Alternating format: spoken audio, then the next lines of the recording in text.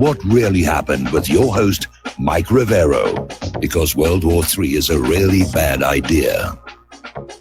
Here is your host, Michael Rivero. And aloha, America. Welcome to our show today. It is Tuesday, September 25th, 2018, and we've got a lot of stuff to talk about today. So the phone lines are open, 800-313-9443. Mike is in our control room, ready to put you on the air with your comments and questions. Today's third hour guest is Tom Kosinski. I'm probably mispronouncing it. He's the author of a new book on the coming Civil War. And as longtime listeners know, this is something I do not wish to see happen. But I'm hearing more and more about it could be a real possibility. You have these two political parties, these two political ideologies that are inflexible and unyielding with each other. And more to the point, one of those political parties is trying to undo the last election. So that to me right there says the glue that holds our nation together is starting to crack. And that's a bad thing. So we're going to be talking to Tom about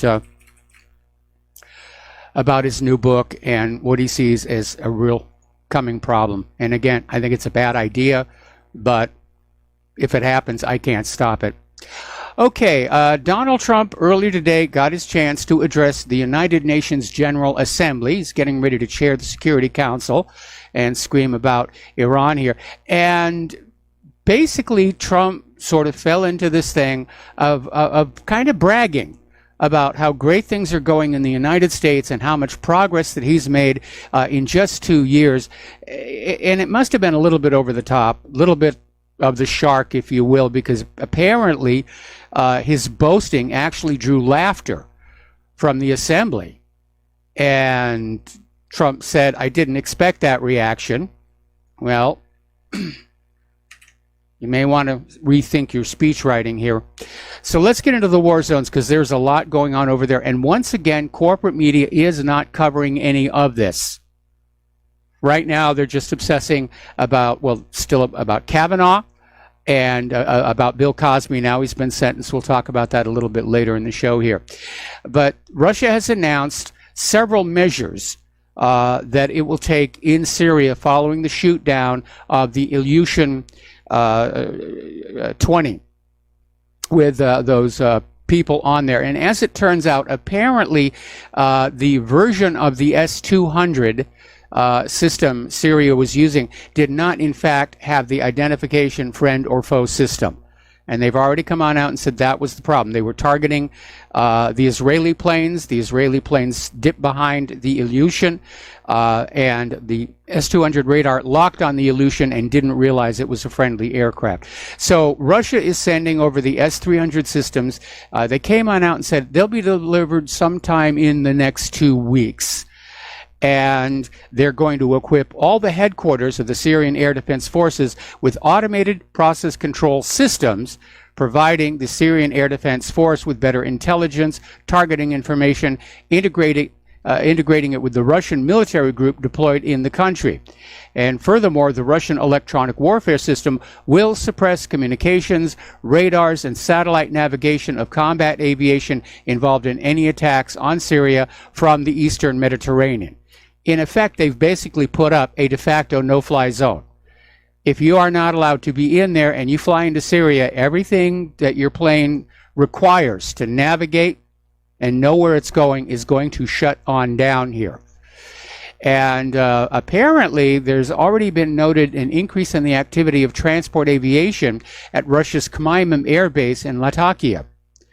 And reports also appeared that at least 8 Sukhoi 30SM and Sukhoi 35 fighter jets have been deployed allegedly to carry out combat missions in Syrian airspace. So this is getting really, really serious stuff over there. Now, John Bolton has come on out slamming Russia, saying that the S-300 sail in Syria, that's a significant escalation. Well, how is installing a defensive system to prevent oneself from being attacked an escalation? And the answer is, it isn't. It's ridiculous. John Bolton is out there with this attitude about how Israel and the United States have an automatic right to fly into Syria and blow things up, and Syria does not have a right to fight back. How dare they do that? It's against the rules that we just made up here. And then Bolton goes on, and his jumping the shark moment is to say that ultimately Iran carries the blame for the shoot down of the Ilyushin 20. He doesn't exactly say how he comes to that conclusion or what his rationale is for that, but that's Bolton saying it's all Iran's fault. It's all Iran's fault. Iran is to blame here. So basically, the situation over Syria is changing, and Israel and U.S. Warplanes and missiles are no longer welcome, obviously. And the new systems that are being brought in do have the IFF, so there will not be a repeat of Syria shooting down a Russian plane here. We're going to do a shout out now to our on-air affiliates who are just now rejoining our network here. And so again, this establishes a de facto no-fly zone over Syria. And as you know, Russia right now is maintaining a no-fly zone over the eastern Mediterranean for the next week for the duration of their military drills here. But Russia may have pulled a fast one. Israel was out there saying, well, we're going to have to destroy those S-300s. We can't tolerate them being there, and we're going to destroy them. And we know that Israel has previously basically attacked transport aircraft coming into Syria that Israel believes are carrying weapons. Just shoot them right on the runway here. But leaked photos came on out showing that the S-300s may already be in Syria.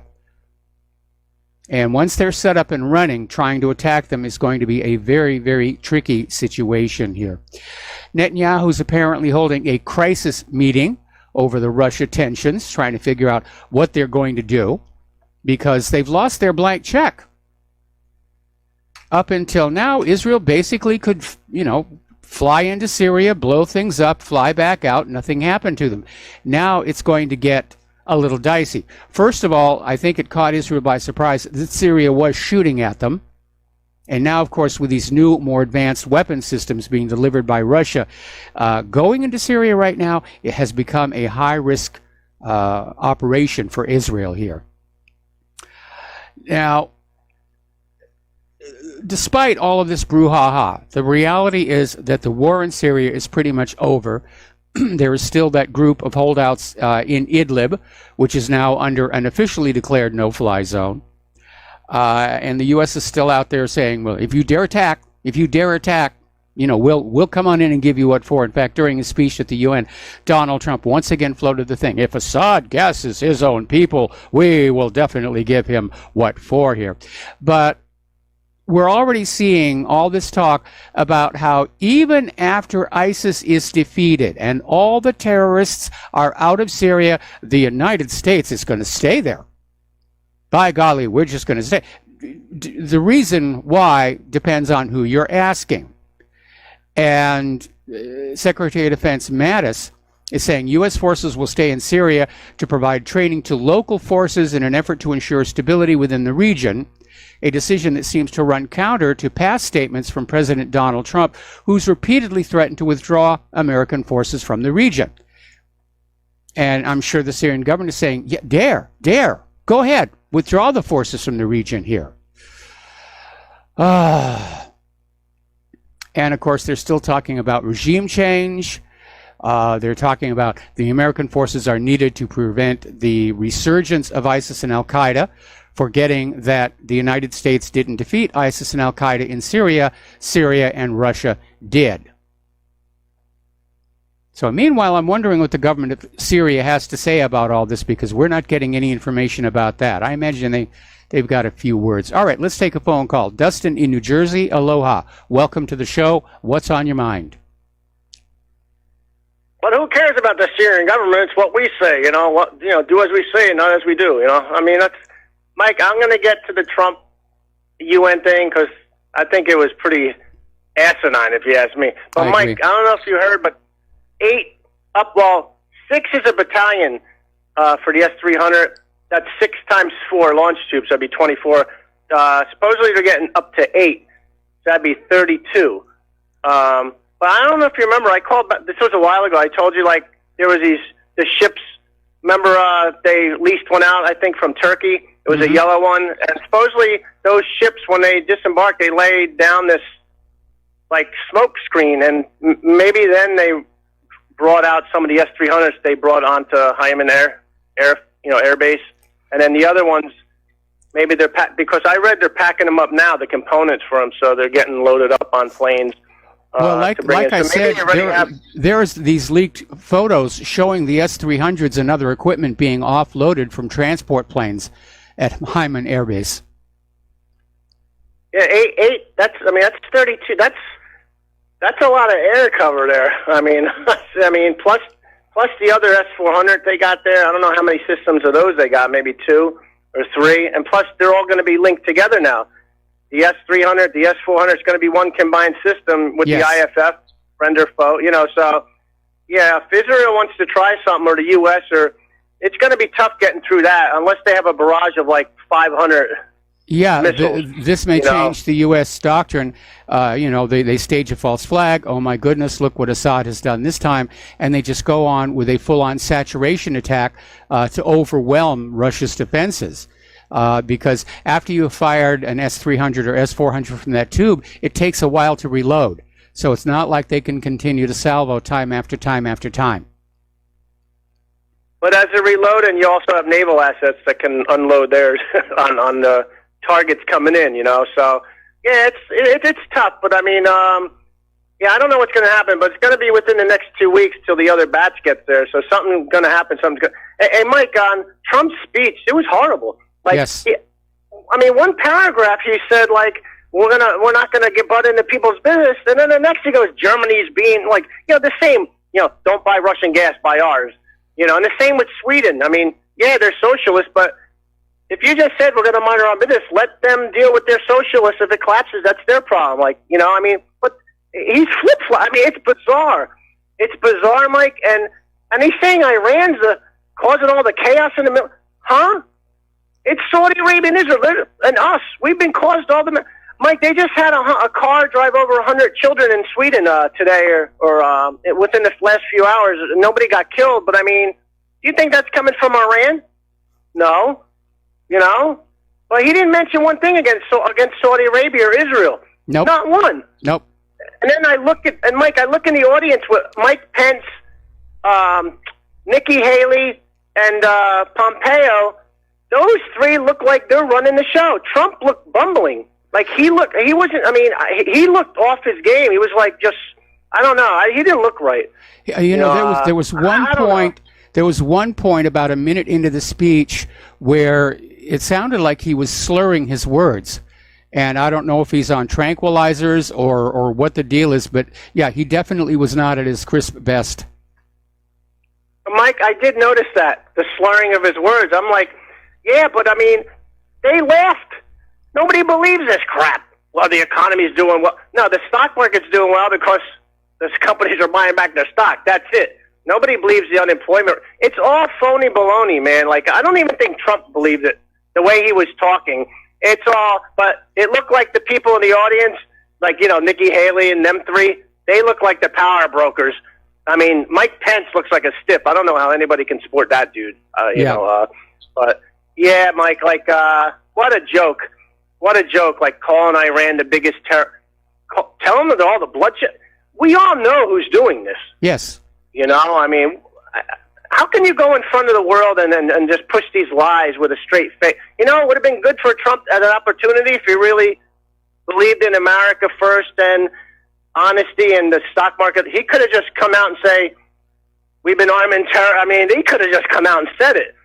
Which would have been great for the world because everybody would know what's going on. But he didn't, so he's part of the problem as far as I'm concerned now, Mike. I'm not voting for him again. I don't care. Yeah. I'm not. The only way I would support Trump in 2020 is if Hillary runs again. If Hillary isn't there, then Trump has lost my support. I'm sorry. I mean, we all worked really, really hard to overcome the election fraud and keep Hillary from stealing that Oval Office. And Trump has just turned out to be this incredible disappointment. All right, Mike, have a good show. All right, thanks an awful lot. We're going to let you go here. Now, there's a very interesting story coming out of Syria. And this came from this military analysis site, Defense Blog. And it's carrying a report that a Russian Sukhoi 35S fighter jet intercepted a U.S. F-22 Raptor over Syria and managed to get radar lock on it, which is significant given that the F-22 is supposed to be the Pentagon's most advanced stealth fighter. And apparently this pilot got an image from the targeting system of his Sukhoi, which is Russia's most advanced jet, and posted it, and it's basically gone all over the web. And but neither Russia or the United States has acknowledged the event. Now, maybe this Russian pilot just got lucky, and he just selected one image out of the video from the targeting system that makes it look like the Raptor is in the crosshairs. I don't know. I can't read the iconography on a Sukhoi 35. But remember, the Russians have been working on countermeasures to stealth ever since they got hold of portions of that F-117 that got shot down over, I think it was Romania. And if they found a workaround, if they found a way to detect these stealthy aircraft, maybe they're not even using radar, maybe it's a LiDAR-based system,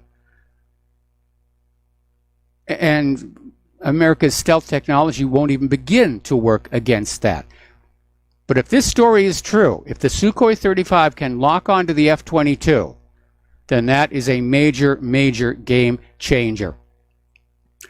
Because both in the case of the F-22 and the F-35, performance has been sacrificed for the stealth capability. And if the stealth isn't working, then they're flying an inferior jet. We already know that the F-35 is a terrible dogfighter. They've test flown it against 1970s vintage fighter jets, and it lost. But what we're seeing right now is a world that is just globally straining at events here. We've got these tensions growing. China, Russia, and Iran are basically taking the world back to a multipolar world order. And that's not what the United States wanted. After the Soviet Union collapsed, the attitude of the U.S. government is, we're now the world's sole superpower. We're in charge here. That was a big part of the agenda for the Project for the New American Century. It was in their policy papers. We're the world's remaining superpower. We're going to act like it. But the United States is an empire in decline. It's bankrupted itself on all of these wars. The rest of the world is tired of being bullied with the U.S. dollar. And people are turning away. When you have the President of the United States of America laughed at as he gives a speech to the United Nations General Assembly, you know that respect for the United States has just pretty much collapsed everywhere. Now, the United States is now vowing to overthrow Iran, and we're seeing destabilization operations where these terrorists are targeting Iranians. Nobody's really sure who did it. U.S. and Israel are obvious suspects. It might have been MEK, because MEK was part of this anti-Iran conference that was going on at the same time the terrorists attacked.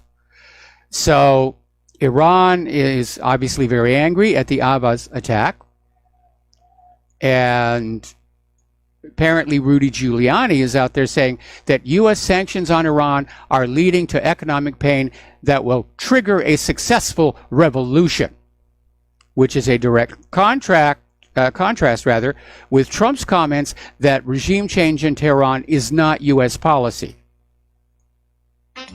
All right, we're going to take a break for commercials, and we will be right back.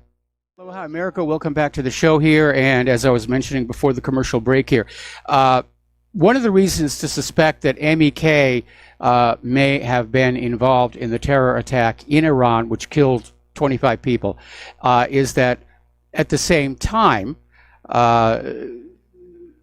Donald Trump's lawyer, Giuliani, was speaking at an Iran uprising summit in New York City's Times Square, where they're trying to build political support in the U.S. to overthrow Iran's revolutionary government and take them back to the days of the Shah. And Giuliani is out there saying the people of Iran have obviously now had enough. Well, if that sounds vaguely familiar, it's because the U.S. tried a regime change back in 2009. And there were sniper attacks. People were being killed. You got the usual, Iran is shooting their own people. And they really did the full court press on it. And it all fell apart when people noticed two things. First of all, the flag of the new Iranian Republic that was being unloaded from vans and handed to everybody was the exact same flag used under the Shah of Iran. And that gave everybody pause. And then second, the son of the Shah of Iran, who's still alive, started making these press conferences saying that he was ready to resume the peacock throne in Iran. And at that point, everybody in Iran just slammed the brakes on. And at this point, the people of Iran understand this violence is not from inside. They understand the United States is responsible for their economic pain, not their own government. But again, here it's the U.S. government just mucking about in other people's countries, just to prove how mighty they are here. Now, an Iranian media outlet close to the Revolutionary Guard published a video clip threatening missile attacks on the capitals of Saudi Arabia and the United Arab Emirates. This was in a tweet by the semi-official Fars news agency, was then later deleted. I'm not surprised at all. We don't need this kind of inflammatory situation. But apparently Iran's Supreme Leader Ayatollah Khamenei blamed Riyadh and Abu Dhabi for the attack on the city of Avaz on Saturday. And again, the whole region looks to be just lining up for a major, major war. And it's going to be bloody, and it's going to be awful, and it could spiral out of control. Meanwhile, as Iran vows that there will be a response to the terror attack, the U.S. is now threatening war against Iran if any American interests are targeted. It's kind of a vague, broad statement saying that if the Iranians target any sort of American interest, that will be war. That will be the excuse for the U.S. to invade Iran and go to war. So, false flag attack coming up here. Now, there was an article over in Sputnik News, which is reminding us all that Iranians have very sharp, clear, and dark memories of U.S.-backed terrorists that have been a plague on their country ever since the United States started coveting the place. So the Iranians are smart people. Yeah, maybe back in 1953, they fell for the lies. They fell for the propaganda. They didn't have an independent media or any way of just really discussing this peer-to-peer with the rest of the population. But the world is a very, very different place. And people understand what's going on. That may be another reason why all those delegates to the United Nations laughed at Trump this morning. They know the game. They know what the U.S. is doing. And they're not going to sit there and be polite by being silent and looking respectful. They know that our nation is rapidly becoming a joke. Unfortunately, one armed with very massive weapons, including nukes here. And by the way, talking about the corporate media, have you noticed that the corporate media is still using all those same talking heads that told us Saddam had nuclear weapons? They still have jobs. Biggest whopper of a lie told to the American people in a generation. They're still working. And now, of course, they're out there screaming about Syria and Iran. You know, Assad is gassing his own people. Putin passes wind in the elevators. You know, they're evil. We have to get after them. My response is, okay, if you really feel that way, here's your rifle. Here's your parachute. Here's your day-glow orange jumpsuit left over from the CIA's torture centers, and just go on and have a good time. But we're going to sit this one out because we have been lied into way too many wars, and it's time for it to stop. Israel is continuing to arm the extremists, meaning the terrorists and the jihadis, in Syria, trying to extend its control of the occupied Golan. And Israel's providing large amounts of cash, weapons, and ammunition to the so-called Syrian rebels in the Golan Heights. And this story came out, and then it was retracted as well, apparently from Israel's military censors. We're going to take another break for commercials, and we will be right back. Aloha, America. Welcome back to the show here. And down in Yemen, the Saudi coalition has decided they're going to open humanitarian corridors out of Hodeidah City and away from the port. And of course, it's not really going to solve the problem. Obviously, the people of Hodeidah are going to want to get on out of there. It's now a combat zone. But it still does not solve the problem of what they're going to eat, how they're going to shelter, whether they can get clean water. Not to mention, they're still dealing with this massive, possibly weaponized cholera attack. So I think at this point we can safely say, yeah, we're in a world war. This is a world war. I just hope that it doesn't go out of control and we wind up flinging nuclear bombs all over the place here. The United States is also apparently at war in Tunisia. And last month, a U.S. Africa Command spokesman confirmed in a task and purpose report that Marine Corps raiders were involved in a fierce battle in an unnamed North African country. Now, this happened back in 2017, and AFRICOM acknowledged that 2 Marines received citations for valor, but withheld all other details. You know, you don't have a right to know. But apparently evidence has surfaced that the battle occurred in Mount Semama, which is a mountain range in the Kasserine Governorate near the Algerian border. So the United States has sustained its first casualty in action in Tunisia since World War II. Now, the U.S. military's got to be spread really thin right now. They're using up supplies and material like crazy. Over in Madagascar, apparently an American diplomat was found dead at home, the subject of murder or assassination.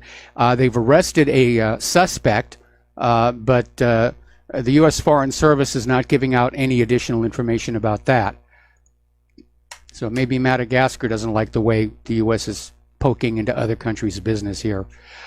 Erdogan has ordered Turkish, quote, operations, end quote, against political enemies on U.S. soil. And of course, obviously, this is all centered on Muslim cleric Fethullah Gulen, who Erdogan is convinced was a central player in the failed coup d'etat against him. So he and his followers are in the gun sites of Turkey, which sounds suspiciously to me like wet work on U.S. soil. Turkish agents are going to come on in and they're going to start killing people inside America, which is a violation of our national sovereignty. Now, supposedly this Fethullah Gulen network numbers in the millions. Gulen himself lives in exile in Pennsylvania and has stayed there since that failed 2016 coup attempt. Pardon me. Over in the Western Pacific, the tensions that continue to build up between the countries there around those islands in the South China Sea are becoming very, very serious. And the People's Liberation Army of China is saying that this China-Japan maritime crisis would actually threaten the Belt and Road Initiative. And of course, China is pointing to the Belt and Road as obviously peaceful development. They don't want to make war. They want to make products and they want to sell them. They want to get them to marketplace, and that's what the Belt Road is about. And apparently at one point, Japan was indicating that they might want to take advantage of that. Obviously, they would have to send a cargo ship from Japan to the coast of China, but that's a lot shorter distance than sending it all the way down through the Indian Ocean and up through the Suez Canal and trying to get to Europe that way. So all these good things that were being done, they're all falling by the wayside as the world just gears up for war. We were going to build such beautiful things. Now we're just going to knock down what's already here. A little bit of positive news, though. Apparently, India is cautiously accepting Pakistan's offer for a meeting between their foreign ministers. Now, Pakistan and India have been making stink face at each other for a very, very long time, and they're both nuclear armed. And it would be nice if maybe they would kind of calm down just a little tiny bit. But if you understand the history of India and Pakistan, it has been hostile since the time of Gandhi. Now, China has strongly urged the U.S. to halt arms sales to Taiwan. And apparently a big issue with China is the sanctions against part of the Chinese military for daring to buy weapons and supplies from Russia. You have to buy from us. And so, along with this $300 million deal to sell weapons to Taiwan, it's just pushing China's buttons again. Now, back in the 50s and 60s, the whole idea of the Cold War was everyone was going to posture that war was imminent, but it never really happened. It came close a couple of times, like the Cuban Missile Crisis, but nobody ever really wanted it to happen. The goal was to scare the domestic populations with the fear of the commies to get their money and just spend it all on weapons. The military-industrial complex Eisenhower warned us about, but nobody ever really wanted a war to happen. This way, the way that the United States government is provoking all these other countries, it's almost like they really want to go through with it this time. And whether that's just going to leave a little ball of ash on which to build the New World Order, one world government, or if this is how they plan to depopulate the human race. Because it's one thing about these world wars, they really do cull the human population in large, large numbers. Over in the Koreas, they're still making all the signs of getting back together, burying the hatchet, if you will. North and South Korea have signed an agreement for an era of no war and pledged to cease all hostile acts. And this announcement was made at the Paekwan State Guest House on the second day of the three-day summit between the two leaders, who both expressed hopes in containing the threat of war on the Korean Peninsula. Well, obviously, they're not going to war with each other. I think what they're worried about, of course, is the United States coming on in and making war on all of them. And those North Koreans remember how badly they suffered at the hands of the United States. The issue of Puerto Rican statehood is now up in the air again. And Donald Trump yesterday declared an absolute no on statehood for Puerto Rico as long as critics of the U.S. government, such as San Juan's mayor, remain in office. So in other words, Puerto Rico can become a state when the entire island's leadership are all rah-rah, America, we love you, Donald Trump is great, and so forth and so on. All right, well, let's get into the domestic politics, because this thing about Kavanaugh, it is just spiraling totally out of control. This thing should have been over long ago. Christine Ford is now making new demands for her supposed testimony on Thursday. She wants it to be held in a small room. She does not want her testimony to be a big media TV show. And so she's demanding that her hearing be held in the Dirksen Senate building rather than the larger Hart Senate building in order to limit media. And the format is still very much up in the air, but apparently they're now splitting into two panels. And one panel is going to allow Christine Ford to talk, will be questioned solo, and the second panel will question Judge Brett Kavanaugh solo. There'll be no interaction. Remember, Christine Ford insisted he was not to be in the room with her. This turns the entire process upside down, because normally when you have an accusation or an allegation, the accuser, the plaintiff, gets up, testifies, makes their claims. Then they are subject to cross-examination. And then the defendant gets to get up there and give their side of the story and then be subject to cross-examination. And the way Christine Ford and her lawyer are trying to set it on up is that Kavanaugh goes first, and he's not going to know what to defend himself against because Christine Ford hasn't made her statement yet. And then Kavanaugh is done, and he doesn't get to come back. And then Ford gets to get on out and say whatever it is she wants to say. And apparently there is another big stink over the fact that the Judiciary Committee is bringing in a professional outside sex crimes investigator, and for some reason Christine Ford doesn't want to do that. So Christine Ford's lawyer is still out there saying that the hearing is not designed to be fair. We want respectful treatment.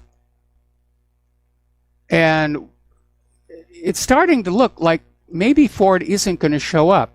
I think what Ford and her lawyer want is for Ford to come on in, read a statement, throwing all these accusations at Kavanaugh, then refusing all questions and leaving. At which point the Democrats are going to go crazy and say, that's it. The accusation is the guilt. You know, we don't need to about presumption of innocence. We don't need due process. You know, if a girl says this, it has to be true. Well, we've kind of been down this road twice before in our nation's history. And the first one took place in a town called Salem, Massachusetts, where a lot of innocent people were executed for the crime of witchcraft on the word of a bunch of hysterical young females. And then during the McCarthy era, the same attitude prevailed. If all it took was an accusation that you were working with the communists to destroy your life. That was a big part of what Edward R. Murrow was trying to do when he was reporting on what Joseph McCarthy was doing. And by the way, Arthur Miller, who wrote The Crucible, which is about the Salem witch trials, wrote it during the McCarthy period, trying to get people to think about what was really going on.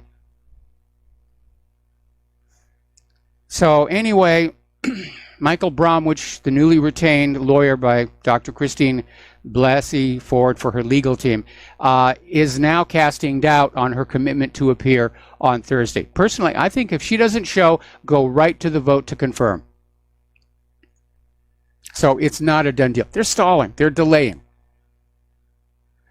By the way, one of the other lawyers, this Michael Bromwich, he's Andrew McCabe's attorney.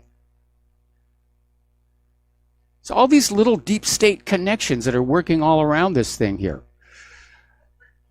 Now, interestingly enough, apparently one of Ford's advisor, Ricky Seidman, was caught on audio tape several months ago saying we need a plot to derail Kavanaugh. This was back in July. And so back in July, they were looking at, they got to do something.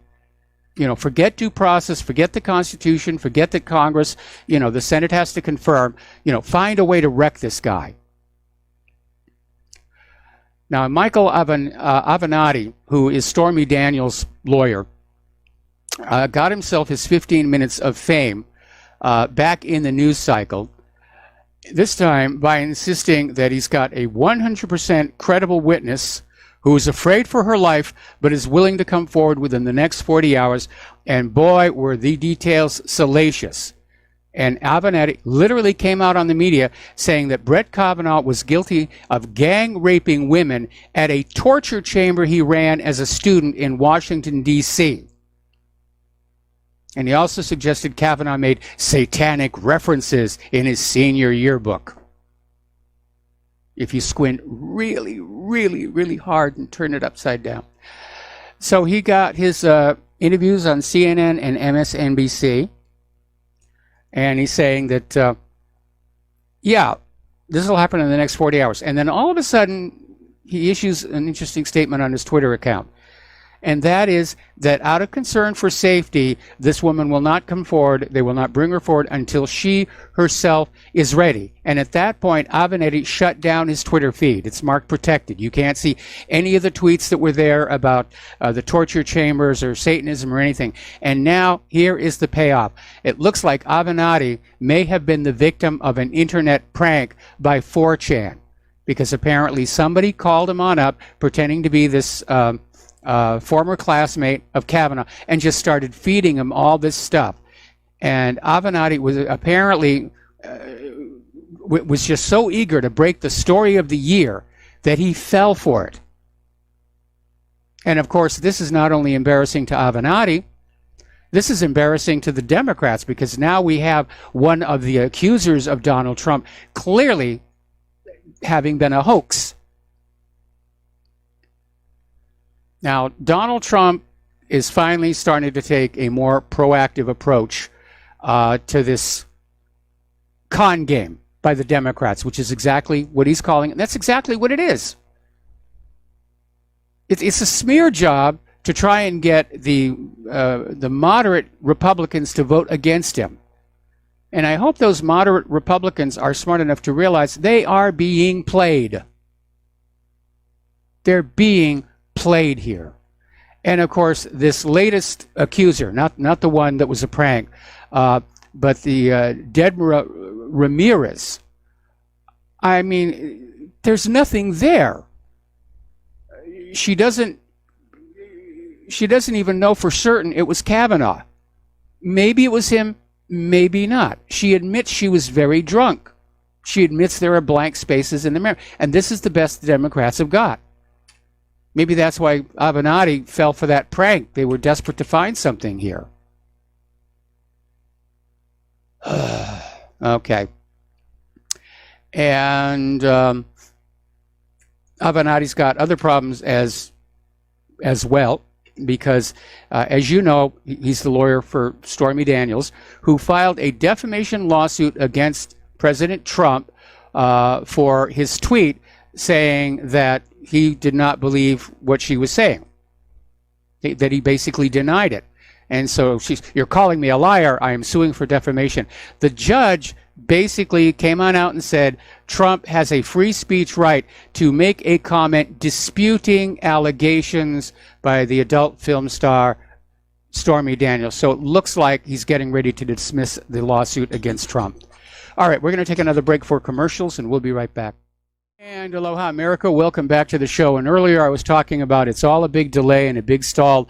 They want to delay Kavanaugh's confirmation vote at least until after the election, where once they know the Democrats are going to have control of the Senate, they'll delay it until after the first of the year and the new Congress comes on in here. And Dianne Feinstein came on out and said that these hearings of Kavanaugh have to be put on hold until the FBI thoroughly investigates all of these accusations that are out there. Well, the FBI has already investigated Kavanaugh 6 times. How many more investigations do you want? They certainly didn't find anything about a torture, dungeon in Washington, D.C. So I can understand why Mitch McConnell's getting a little bit angry. He's trying to maintain some decorum in there and trying to protect the Senate's public image, but that's really getting shredded right now. Meanwhile, GOP Senator Susan Collins, who is one of the critical swing votes in this fight, said that she thinks that a woman accusing Kavanaugh of sexual misconduct should speak with the Senate staff under oath. And this, of course, goes back to Ramirez.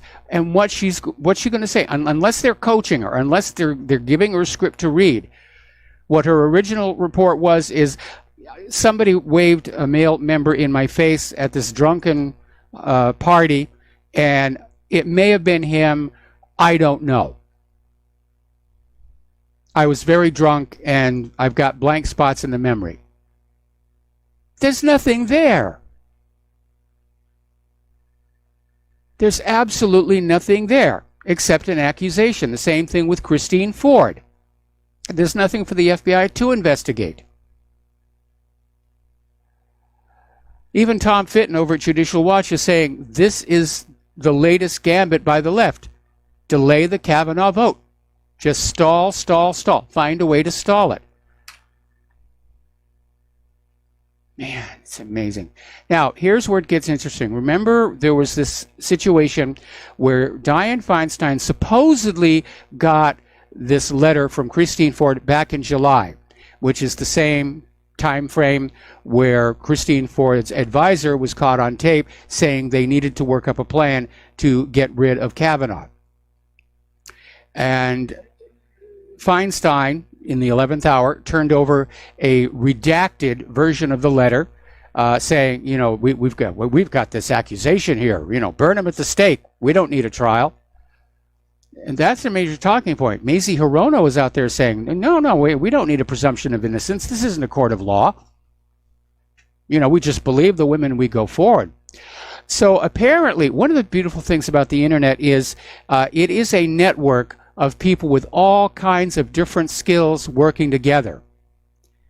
And apparently, a professional document examiner, Dr. Danielle Blumenthal, examined the unredacted letter that Feinstein finally turned over. Remember yesterday we said in the second paragraph the font had changed? And according to this document examiner, it's a fraud. It looks like it was written by a third party and not by Christine Ford herself. We'll be right back after these few words. Aloha, America. Welcome back to the show. And a while back I was talking about the need to return to civility in our public discourse. And there have been these incidents of officials and politicians literally being harassed while they're out eating dinner at a restaurant. You had Maxine Waters was out there literally telling people, get into their face, get in front, just give them a hard time. And apparently it happened last night to Ted Cruz. Apparently this group of people came on in screaming about Kavanaugh nomination, believe the survivor, vote no on Kavanaugh, and just really gave them a hard time to the point where Cruz and his wife wanted to leave. And apparently, for some reason, the restaurant door was jammed and the staff had to work on getting it open. Nobody knows why they did it. But this group bragged about their thuggishness on Twitter. And again, I don't like to see this kind of thing because it shows that we are, in fact, edging closer to civil war. What happens when somebody gets killed by one of these gangs? Now, a lot of people are still wondering about this article that came out in the New York Times that basically said that Rod Rosenstein had planned to wear a wire to secretly record the president to try and build up evidence for his removal via the 25th Amendment.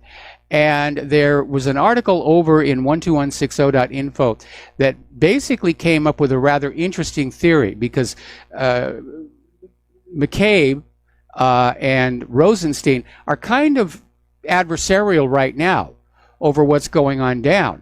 And the article in the New York Times may have been from the McCabe camp sending a message to Rosenstein, don't you dare let Trump declassify those documents. If you let us go down, we'll take you down with us. And apparently Rosenstein was actually doing his best to slow roll Trump and keep the truth from coming on out. We need to start demanding those documents be declassified. There's no reason for them to be classified.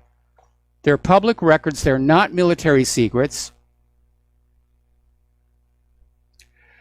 Project Veritas has struck yet again. And this is the fourth installment in a series about the deep state. And this report features two IRS officials who are candidly discussing that the IRS is still targeting conservative nonprofit groups. And the two officials in the report are Thomas Sheehy, who's an IRS tax examiner and member of the Austin Democratic Socialists of America in Texas, and Jerry Samasik, an IRS attorney in Washington, D.C.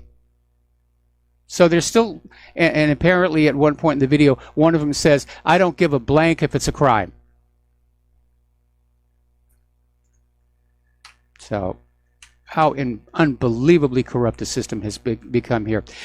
Moving on to the economic news, the European Union is going to create special payment channels with Iran to basically get around the U.S. sanctions.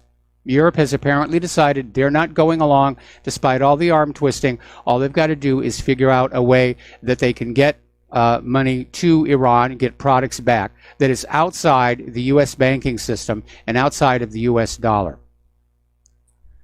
Meanwhile, cryptos took another clubbing this morning. They got to be feeling like baby seals right about now here.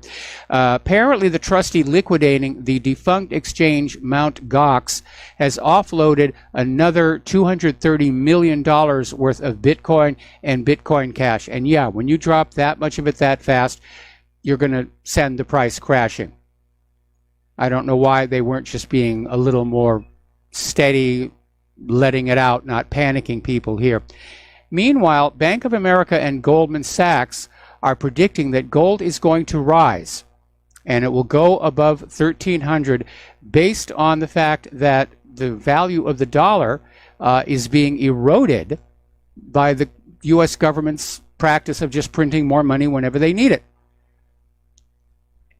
And that, of course, makes perfect sense here. When you have a nation and it's got so much worth, and you have a currency out there, you have the amount of currency divided into the nation's worth, and that tells you what the individual currency is worth, more or less.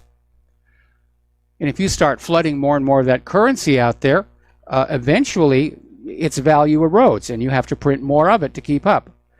And that gets us back to like Zimbabwe territory, where they were walking around with pieces of paper saying $10 billion for the Reserve Bank of Zimbabwe. Oil prices have hit a 4-year high of $81 because of the looming Iran sanctions, and it's likely to go over $100. And apparently Saudi Arabia and Russia are rejecting calls from the United States to increase production. Now, I can understand why Russia would do that. I'm not sure what Saudi Arabia is thinking here. Maybe they're just thinking they don't want to devalue their oil.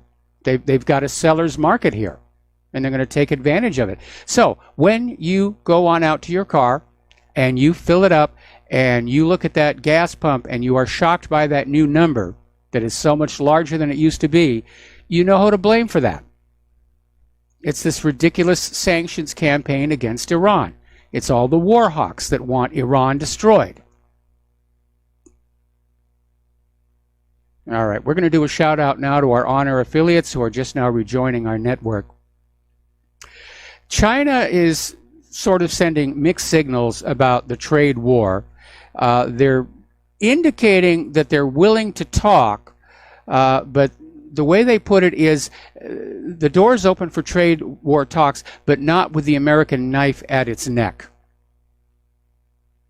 And again, that's a very Asian mindset. You know, we will talk as equals, not with you basically threatening us to do what you want. So we'll see what's going to happen there.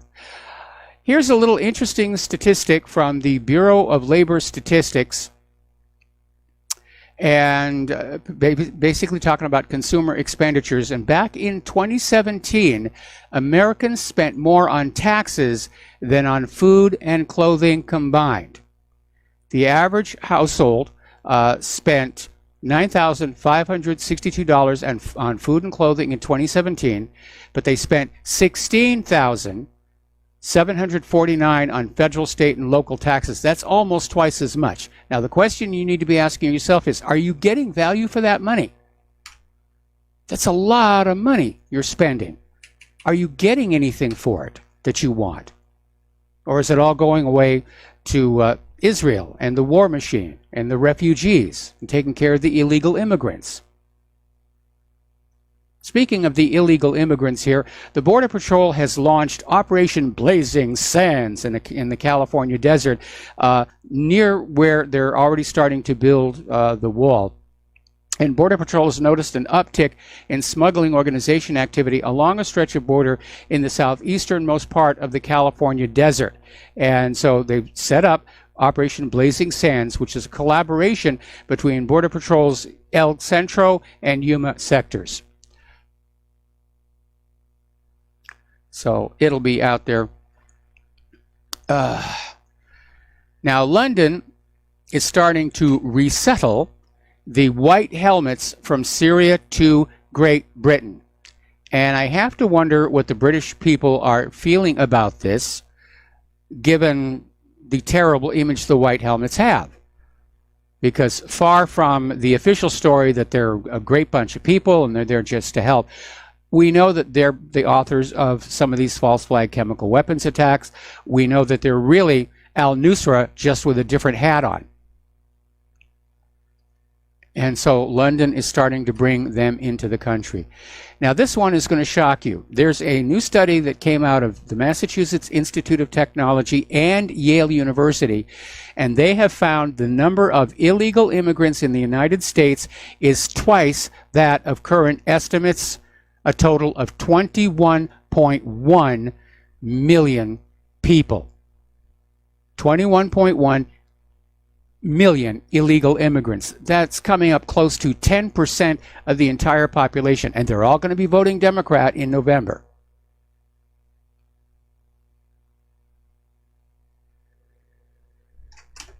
So, up in Sweden, which, as you know, they recently had elections, and the anti-immigrant Sweden Democrats made considerable gains.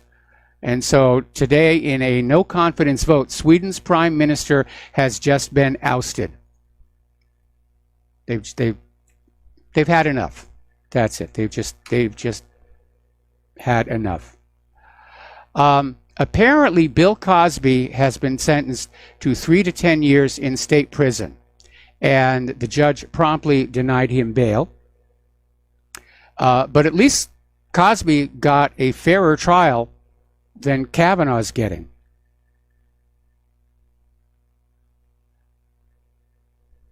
Okay. Do you remember Brian Krasenstein? Steen, sorry. He's hailed as a hero of the resistance, of the anti-Trump resistance. And in a secret recording, these people do love to brag about what they're doing. They do love to brag about what they're doing. He admits to being paid for hijacking Trump's Twitter feed. And basically he says the reason is to spam the president's feed and prevent positive commentary from being visible at the top when people scroll through the responses. These people love to cheat. I mean, they're using social media as a weapon now against Donald Trump, against we the people. So, apparently Turkey has fined Google $15 million over breaches of competition. And this is from the Turkish Anti-Monopoly Committee. And it was over breaches of competition legislation in the sphere of software for mobile phones. Now, we're starting to hear a lot of this, even here in the United States of America, that social media, these companies are monopolies, and they should be broken up to bring back diversity of opinion, to basically level the playing field again. So Turkey is dealing with that issue as well. Google is also dealing with an issue in that it admits it's still allowing apps to scan your Gmail accounts for data and share the information. It doesn't say how many have violated its policies. And again, privacy is gone. Privacy is gone. It's open season on the American people. And that's not the way it's supposed to be. We're supposed to be able to protect confidential information. And we're not talking about crime fighting or anti-terror here, because we already know real criminals and terrorists can create their own encryption that nobody knows how to break. We've already proved that. This is about spying on ordinary people. And we know there have been times in the past where the United States government has literally broken into computers expressly for the purpose of stealing business secrets. Corporate espionage. And that's not what the government is supposed to be doing. Apparently, a former Google executive, Anthony Lewandowski, has filed the IRS paperwork to establish an official religion devoted to technology. And this religion will worship scientific progress, but it will also worship artificial intelligence and create its own godhead. This is almost as far out there as the Scientologists. Actor James Wood has now been banned from Twitter, and that's a very high-profile person to ban from Twitter. It really, really is. But at this point, we're seeing a tremendous amount of arrogance, and it may well be that the Democrats are telling all of these social media corporations, don't you worry about it. When we regain Congress, you guys are going to be just fine. We won't let anything happen to you. And as a matter of fact, all the talk about breaking up the monopolies are coming from the Republican side, because they're the ones who are being treated unfairly by all this filtering. Over at the Rutherford Institute, they're denouncing all of this censorship of independent news agencies, saying that it's undermining press freedom. We have social media along with corporate media feeding constant false news, and those of us trying to get the truth out there find ourselves under attack. And if you really look at it, Facebook is becoming literally an arm of the government. They're controlling the online discussion. Now they're claiming they're trying to fight Russian, Iranian, and all those other really, really bad people.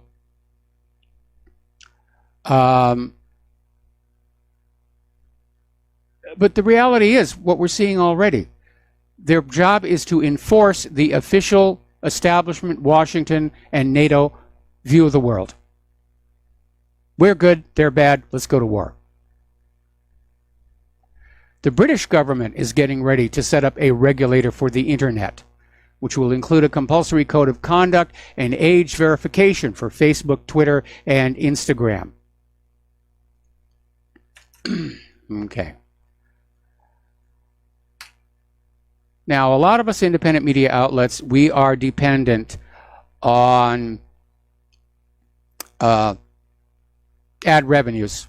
And it's a two-edged sword, because sometimes dealing with some of these advertising agencies, some are really good, some are not so good. Some are downright dishonest. And apparently, crypto jackers have been using YouTube ads to mine digital currencies on your machine.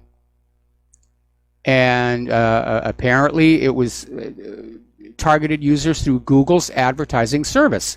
So somehow this malware got past all the people at Google who are supposed to be looking out for this stuff and went out over YouTube. And nobody knows how far it's gone. But apparently this malware was found to contain CoinHive that can use up to 80% of your CPU power to generate digital currencies for anonymous hackers.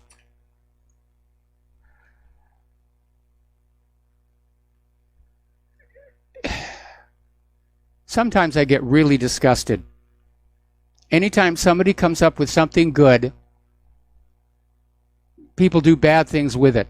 Crime is running rampant all across this country, and not just cybernetic crime. And it's another sign of a declining empire. Everybody's grabbing everybody else's money. Apple has other things they need to worry about right now. Apparently, do you remember the iPhone 4 fiasco, where if you held the phone a certain way and your thumb covered the antenna, it was a little stripe on the side, you'd lose your connection?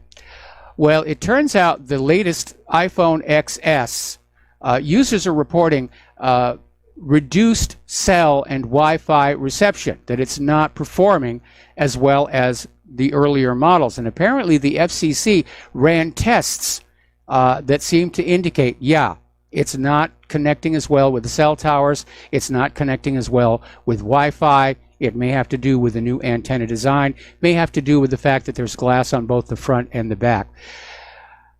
There is a company called Square Trade, and they are a device insurer where you can get an insurance policy on your device. They are already started consumer testing on the iPhone XS and the XS Max, and they've discovered that it does not survive a drop from 6 feet.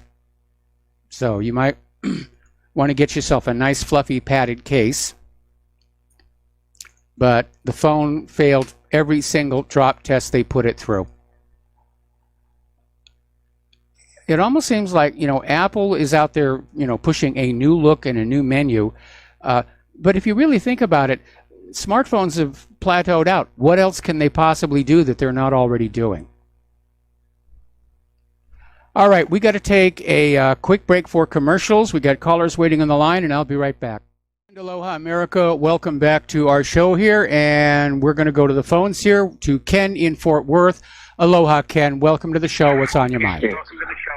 Howdy, howdy, howdy. You ever use Start Page? Yes, I do. A lot of times I've been down to public library and they put a Start Page. It might work once, but it won't go back to it. Google, it'll go back to it. Yahoo, it'll go back to it. But some of them they don't want you to use because they can't track you. So anything makes any sense if someone says they can't. Well, Start Page is supposed to be all about privacy, but they do, in fact, use the Google search engine on their back end. So you're still going to get the same filtering. I'm using DuckDuckGo myself. But can they track you? Can they track you? What, Start Page? No. The whole point of their system is they don't track you. What's wrong with that? Okay, can you turn off your computer speaker because I'm hearing myself in the background? That probably got us bugged. Hacked into us. Well, again, a lot of browsers now have what they call anonymous mode or safe mode. We don't know if they really work or not. Everybody's lying about this stuff. But again, if you're not doing anything illegal, I think the time has come to just kind of shrug it all off. If you are doing something illegal, then you better take steps to make sure your communications are secured. The tracking that's being done on search engines is primarily about building marketing profiles. But they need to listen and learn like anybody else. Write to CIA and tell them what you read. They're no different than anybody else. Okay, well, thank you for sharing your point of view here, and we're going to let you go and get back here to the news before our top hour guest. Qualcomm has accused Apple of stealing trade secrets described as vast swaths of information. They filed charges in a San Diego court as of last night. And apparently Qualcomm is concerned that Apple has stolen a lot of their trade secrets. So people look at movies like James Bond and The World of Spies. The world of industrial espionage, corporate espionage, is much, much bigger than the world of spies between countries. All right.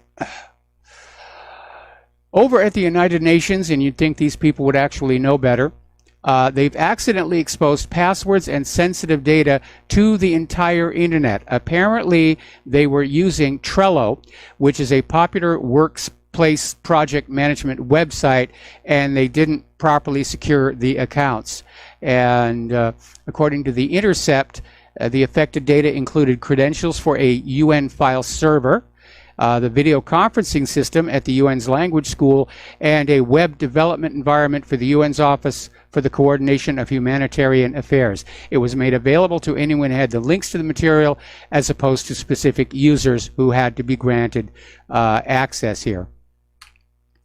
Over in Philadelphia, and this is good news, And it's kind of ironic because it was the Philadelphia Inquirer many, many years ago that first broke the story about the abuses of civil forfeiture and how people were losing their houses because their kids smoked a joint in it, things like that. But Philadelphia has agreed to rein in its civil forfeiture program and pay $3 million to innocents whose property it wrongly confiscated. Attorneys with the Institute for Justice sued in 2014 over policies that let law enforcement take property suspected of being tied to crime, even when the owner clearly wasn't part of the crime. And the lead plaintiffs were Markella and Chris Sorovelis, whose home was seized after their son was busted for selling $40 worth of drugs outside it. Neither parent ever did anything wrong. In fact, they were driving their son to a court-ordered rehab program the day the police took their home. Now, civil forfeiture is basically, we're back in the days of the Sheriff of Nottingham and Sir Guy of Gisborne, where their guards are just running across the landscape, just taking whatever they want. Oh, take a pig here, take a chicken here, abuse a farmer's daughter over there, with nobody to stop them. It's like we almost need a modern-day Robin Hood to deal with this. Over in West Virginia, a high school counselor, Melissa Kristnak, is charged with fraud. Apparently, her daughter went to the same school, and the counselor used her access to the school computer system to change her daughter's grades in order for the daughter to obtain scholarship money. And so she's been indicted on 6 counts of mail fraud. Nasty, nasty stuff here. All right, let's get into some of the health news. Water in 2/3 of tested schools in Detroit is contaminated by heavy metals. This is getting to be a national problem and a national disgrace. And I'm sure the bottled water companies just think it's wonderful, more business for them. We'll be right back after these few words. And aloha, America. Welcome back to our show. So before the commercial break, we were talking about the situation with our water. And again, going back to when I was a kid, which was a long time ago, we didn't have these issues because the government, at least in part, understood they had to care for the health of the American people in order that we would go on working and be more productive and serve the national economy. But going back to the Flint, Michigan water crisis, it looks like government just kind of dropped the ball. They stopped caring. Maybe because, taking care of people who've been poisoned by the water, that's good for the economy. That's a job. We don't make a lot of cars or anything anymore, but if we make each other sick and take care of each other, that's a robust economy. I don't know what their thinking is, but it is an issue. Now, I've mentioned this before, and I'm going to mention it again. If you are concerned about the water where you live, you can get a water testing kit from like eBay. They go for about $30, and they'll test your water for a variety of different things. And following Flint, Michigan, I did that here. And it turns out our tap water here on Oahu, or at least where we live, is actually very good. The only test that came back outside the norm was the water hardness, which actually makes a lot of sense when you consider we're sucking it out of an extinct volcano. But if you are concerned, you might want to consider doing the test because, these heavy metals, they accumulate. And apparently, this is affecting the school system in Detroit, Michigan. They've added another 33 schools that have elevated levels of lead and copper in their drinking water. So,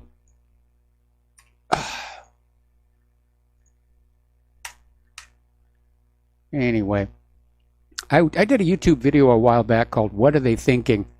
I should repost that one here. Okay. Remember that story about this Amber Geiger, who is this white police officer, and she shot a man, black man, in his apartment. Now, her story was that she walked into the wrong apartment by mistake, which doesn't pass the smell test. I'm sure the guy had his door locked and her key wouldn't work. And apparently there is a witness who says something else went on down. She's been charged with manslaughter, and apparently she's now been fired. And she's retained a lawyer, and the lawyer is saying, no, it was premature, too early to fire her. We haven't proven her guilty on that manslaughter charge. Actually, it's going to be very hard to get away with that one. She walked into the place, pulled the gun, and shot the guy and killed him. So unless she's going to claim the insanity defense, I think she's going to go away for a while. Over in Indiana, and this is actually good news, there was this Indiana man who was found guilty of molesting a 10-year-old girl and getting her pregnant. What a horrible, horrible thing to do. And he's been sentenced to more than 100 years in prison. Great. I'm all for that one here. A while back, there was this fuss over the Sunspot Solar Observatory, which is one of the big ones that study the sun. Not that they have that much to do right now because there's very few sunspots. But apparently it was shut down and evacuated. And there were all kinds of rumors flying all over the internet about, oh, they discovered space aliens, they discovered Planet X, and all this other nonsense that usually comes out with it. Turns out it was a child porn investigation. And apparently they had been tracking the flow of child pornography, and they traced it to an IP address that was within the observatory. And they had another complaint from within the building that somebody had seen a computer with bad images on it. And the FBI revealed that a janitor at this observatory is the main suspect in the search. He hasn't yet been charged with a crime, even though his name is on the warrant. But apparently there was a potential for this janitor to react rather non-peacefully to being arrested.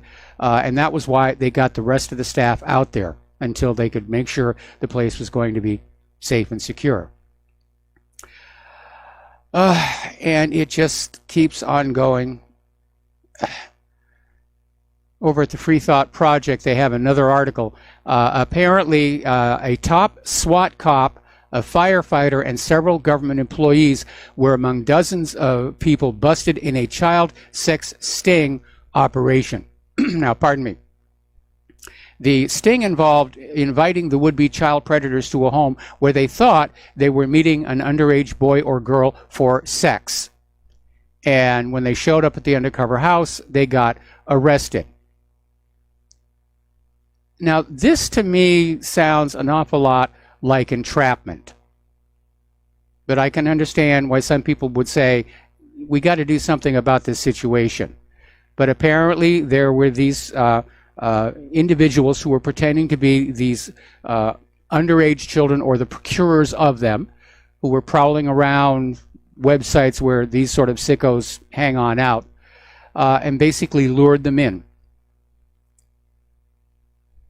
So, anyway, these people are very sick, or they're on prescription antidepressants.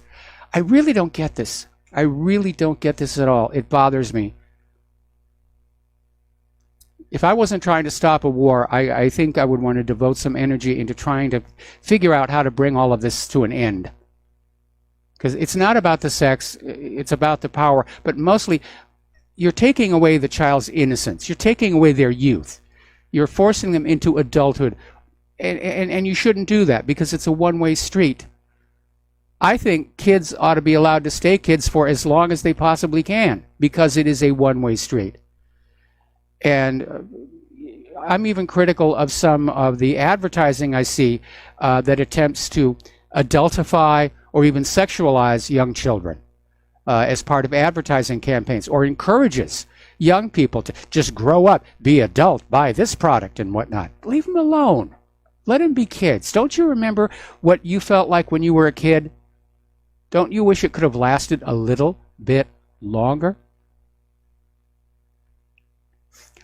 Out in La La Land, California, you're not going to believe this one. First of all, a little bit of a baseline.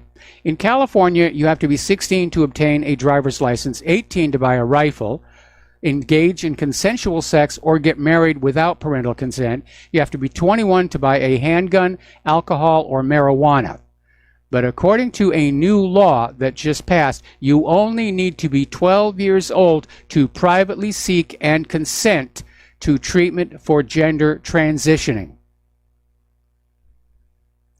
And this new California law was written supposedly to provide that the rights of minors and non-minors in foster care, as described above, include the right to be involved in the development of case plan elements related to placement and gender-affirming health care with consideration of their gender identity. In other words, it's now legal to get a kid to think, I'm not really a boy, I'm a girl, and 12 years old, yeah, you can go on up and you can get the operation here. And get this, there's taxpayer money being provided for this.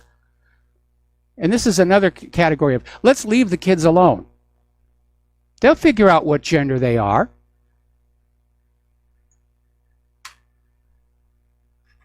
But there have been a lot of studies of these so-called gender transitioning programs where these young, impressionable kids are not expressing a gender preference. They're being convinced to think it's cool to say that you're not a boy or a girl. There's a lot of social pressure for these kids to just go along and say, yeah, I guess so. Maybe I am. Our whole nation is going crazy. It really is. Or at least the liberals are going crazy.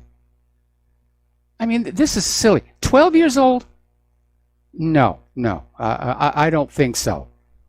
At 12 years old, they haven't even really begun to sexually mature yet. How can they know what's going on?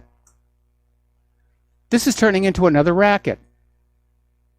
You know, you have all these gender counselors out there, you know, convincing kids that they're the other gender, and then they get sold into the grip of the medical industrial complex with the appropriate kickbacks. It's a racket, and these kids are being made the victims of it. Monsanto is trying to get the court to overturn that $289 million cancer verdict on the grounds the Diamond presented insufficient evidence. And of course, we knew that Monsanto was going to drag this out, and the groundskeeper himself, Dwayne Johnson, he'll never live to see the money, but his estate will, his family will. So Monsanto has applied to Superior Court Judge Suzanne Bolanos, who presided over the original trial, asking her to set aside the verdict, reduce the award, or grant a new trial. Delay. Alrighty. We're getting another warning of a deadly flu pandemic. This is coming out of The Sun in Great Britain, which tends to be somewhat sensational. And it's out there proclaiming a deadly flu pandemic like the Spanish flu could happen again, wiping out 400 million globally. Leading flu experts have warned. So get on down there and get your vaccinations. Get your vaccinations. And they're saying it's been 100 years since the 1918 pandemic. Happy anniversary. And there's nothing stopping the flu virus becoming just as deadly again. That part, sadly, is true. It's constantly mutating. But there's something you need to understand about pathogens. A successful pathogen is one that lives with its host. Pardon me. If you have a germ or a virus that immediately kills off the infected, then they don't get to reproduce. They don't get spread around as much. They're not as successful.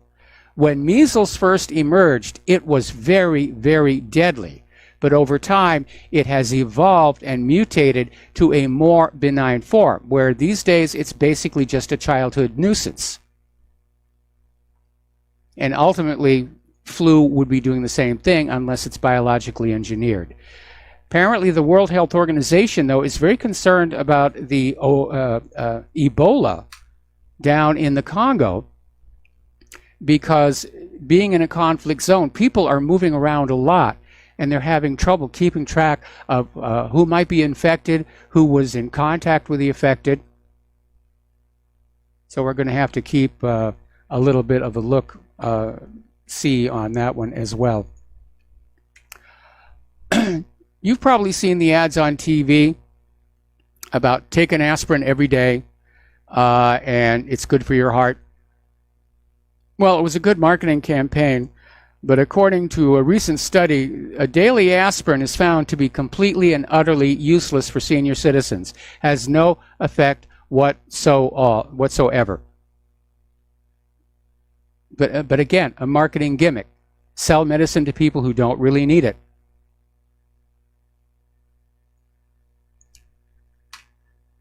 It's one of the things, I mean, Richard Nixon was a crook. There's no two ways about it. And, okay. If you'll give me just a second here, I have to respond. Our guest is trying to Skype with me on my phone instead of going to the show. So,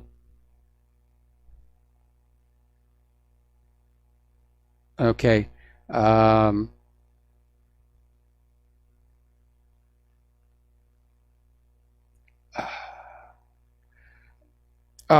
can't get this thing to work here.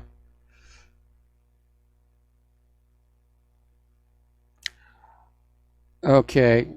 I apologize for this break in the show here, but I need to basically get a message out to this guy, and there we are. Okay.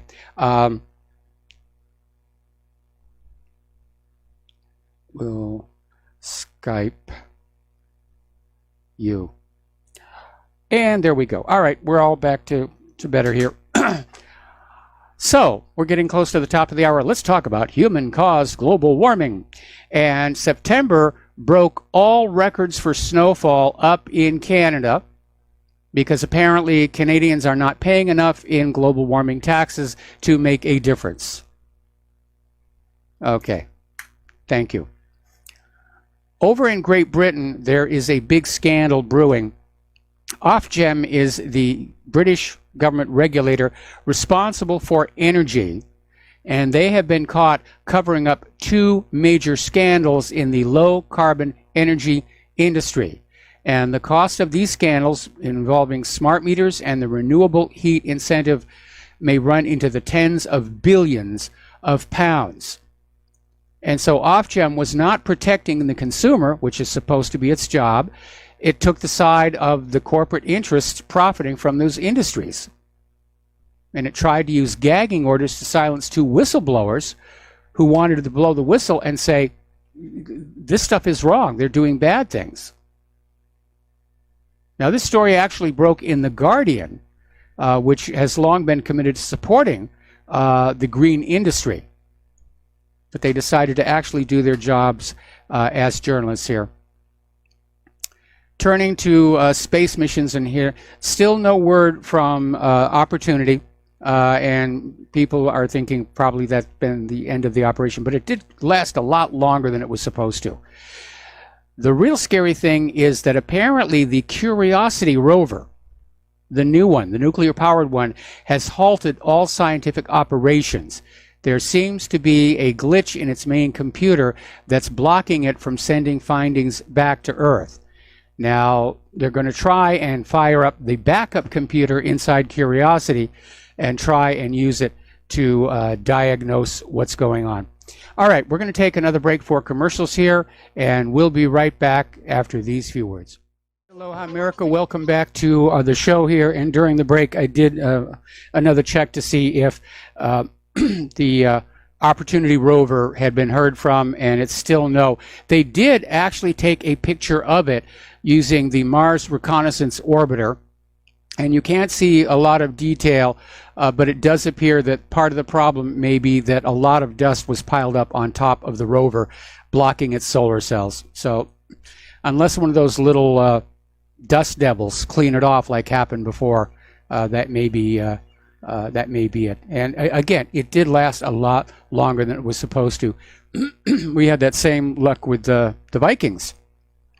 The Viking landers were literally designed and the software programmed to take 256 images from each lander, at which point they figured, that's it, mission over. And those things just lasted for years and years and years, and we had to rewrite the software to have larger labels on the image names and everything. Here's an interesting little story here.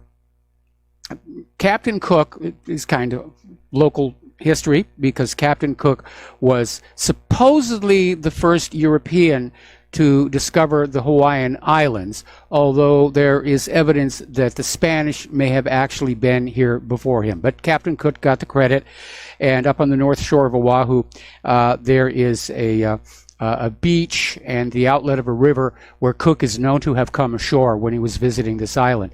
And apparently, it looks like they have discovered his ship, the HMS Endeavour. And archaeologists from the Rhode Island Marine Archaeology Project pinpointed the final resting place of the ship, and apparently after Captain Cook died, the ship was later used by the Royal Navy in the American War of Independence, and which Britain lost, and they eventually scuttled it with a dozen other vessels off Newport, Rhode Island in 1778. So it's nice to go back and find your history like that. And interestingly enough, a few years ago, there was a reproduction of the Endeavour that sailed into Honolulu Harbor, and they were showing us around the ship, and they showed us this little brass plate that was on the helm, where they had taken a piece of that Endeavour and basically put it on the space shuttle Endeavour.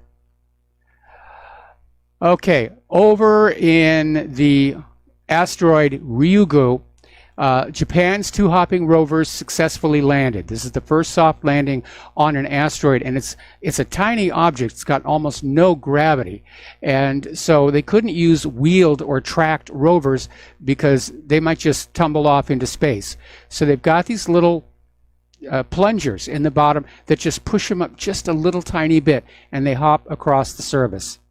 And so the landers made the rovers made the landing safely. Good for them. It's great stuff. Okay, apparently there's concern that thermal activity in Yellowstone is in fact starting to increase slightly. And authorities have been forced to shut down certain areas of the park after hot plumes of water erupted from the ground several feet in the air. So people are watching that closely. Okay. And there's our music. We're going to take a break for station identification, and we're going to be back with Tom. And I got to tell you, I don't know how to pronounce his last name, but we'll be right back to talk about the new Civil War. And aloha, America. Welcome back to our show, hour number 3. And joining us on the phone is Tom. And Tom, I don't even want to try and pronounce your name for fear I will botch it. How do you pronounce your last name? Kaczynski. How are you doing tonight? Just simply Kaczynski. Okay. I'm doing great, and thank you for joining us here. Now, you're the author of a new book, The Coming Civil War, and I don't like the idea that we might see a civil war in this country, on the streets of America, but there are so many people who are talking about it as it being potential. I thought it might be worthwhile to bring you on the show and allow you to share your prognostications and insights on this subject. So can we start by just giving us a little bit of an overview of what the book talks about?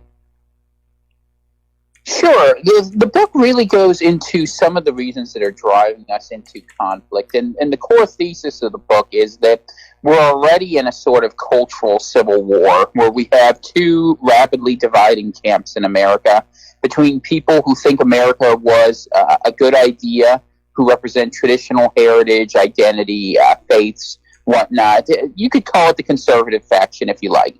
And then you have a progressive faction that wants to unmake and undo America, that's committed to using government in every way, including ways that are far beyond the constitutional mandate to accomplish that.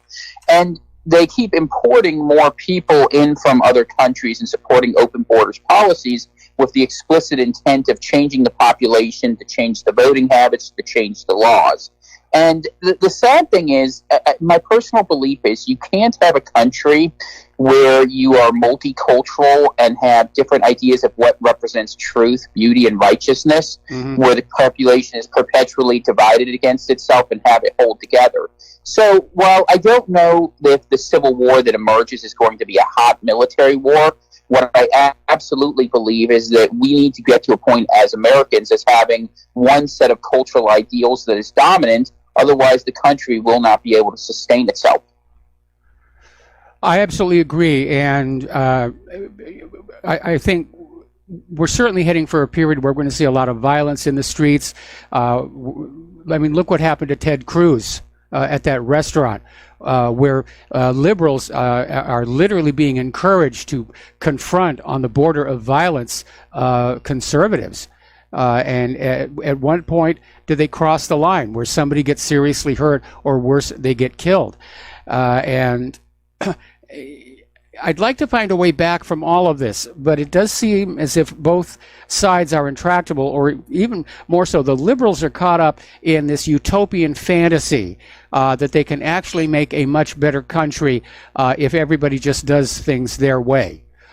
Which obviously I don't agree with. The whole idea of having a free country is that everybody's free to mind their own business and live their own lives as long as they're not hurting each other.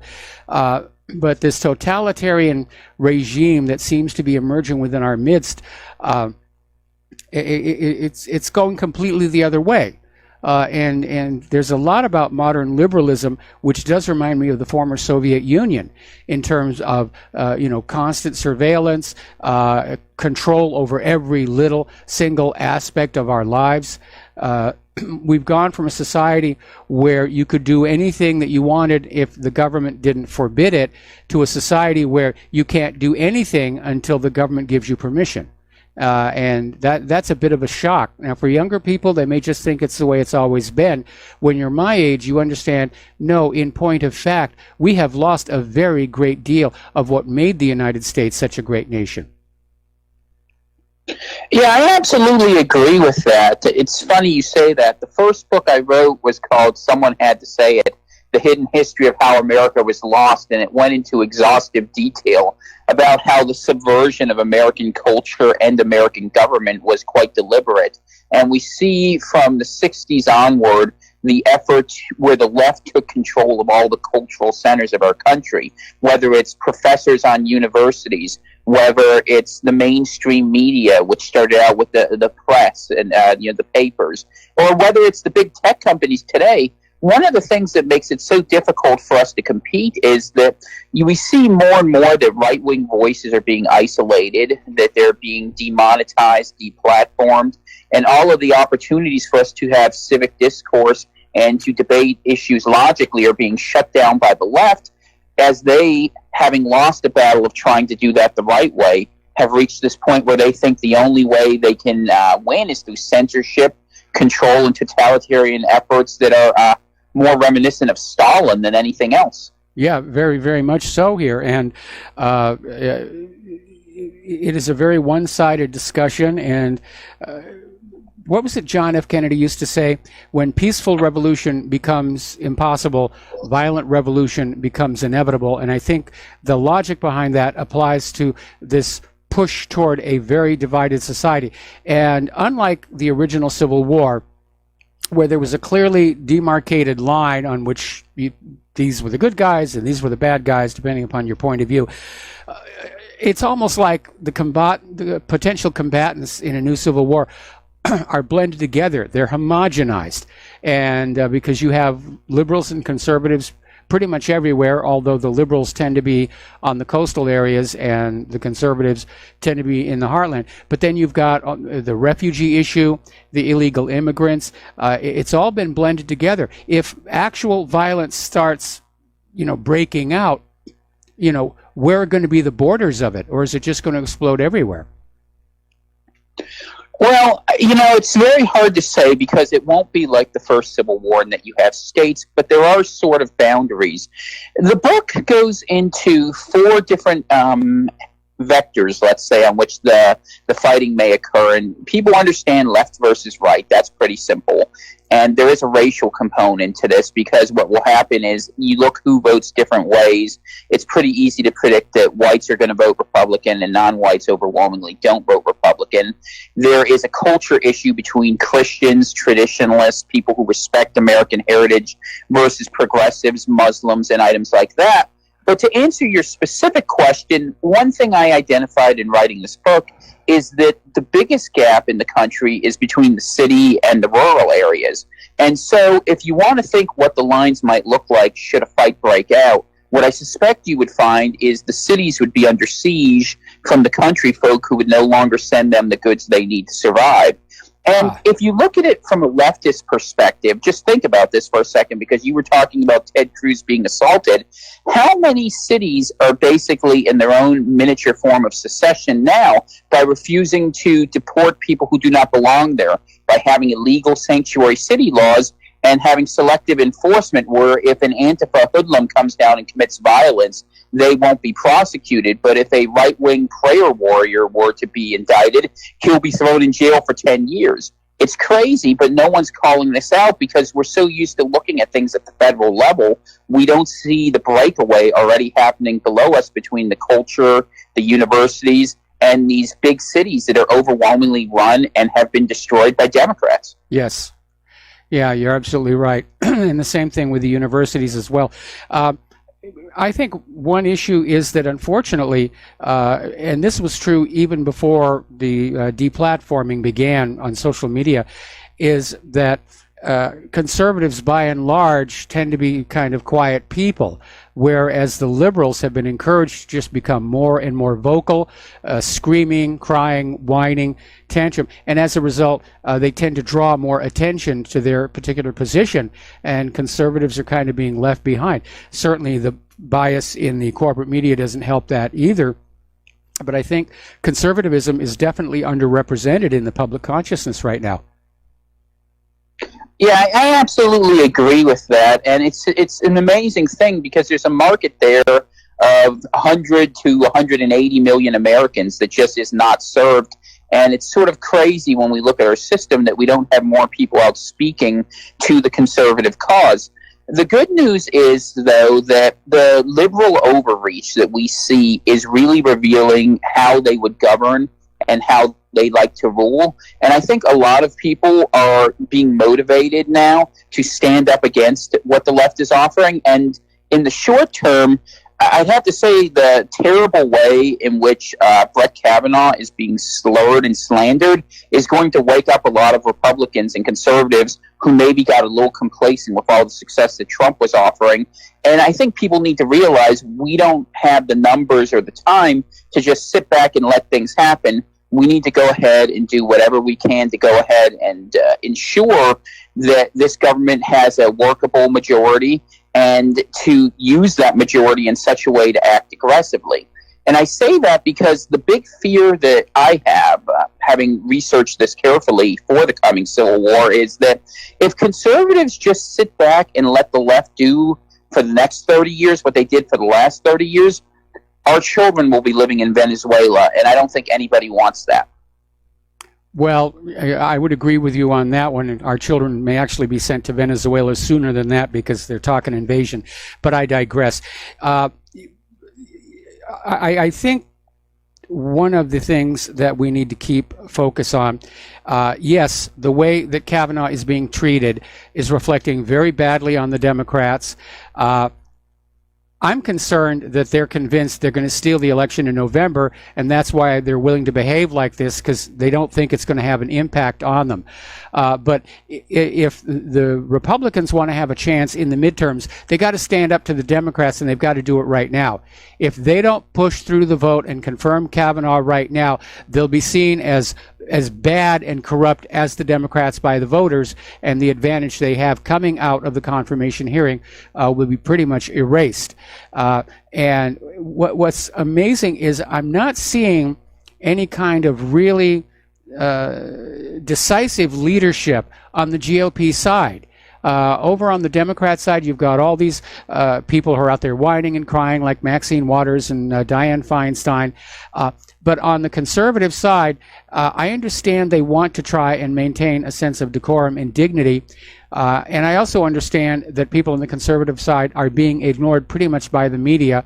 But they need to get more aggressive. And I understand Mitch McConnell is on the point of losing his temper and saying the vote is going to go on through. But at this point, I almost think they've let the Democrats get away with way too much. And the American voter may be seeing them as weak.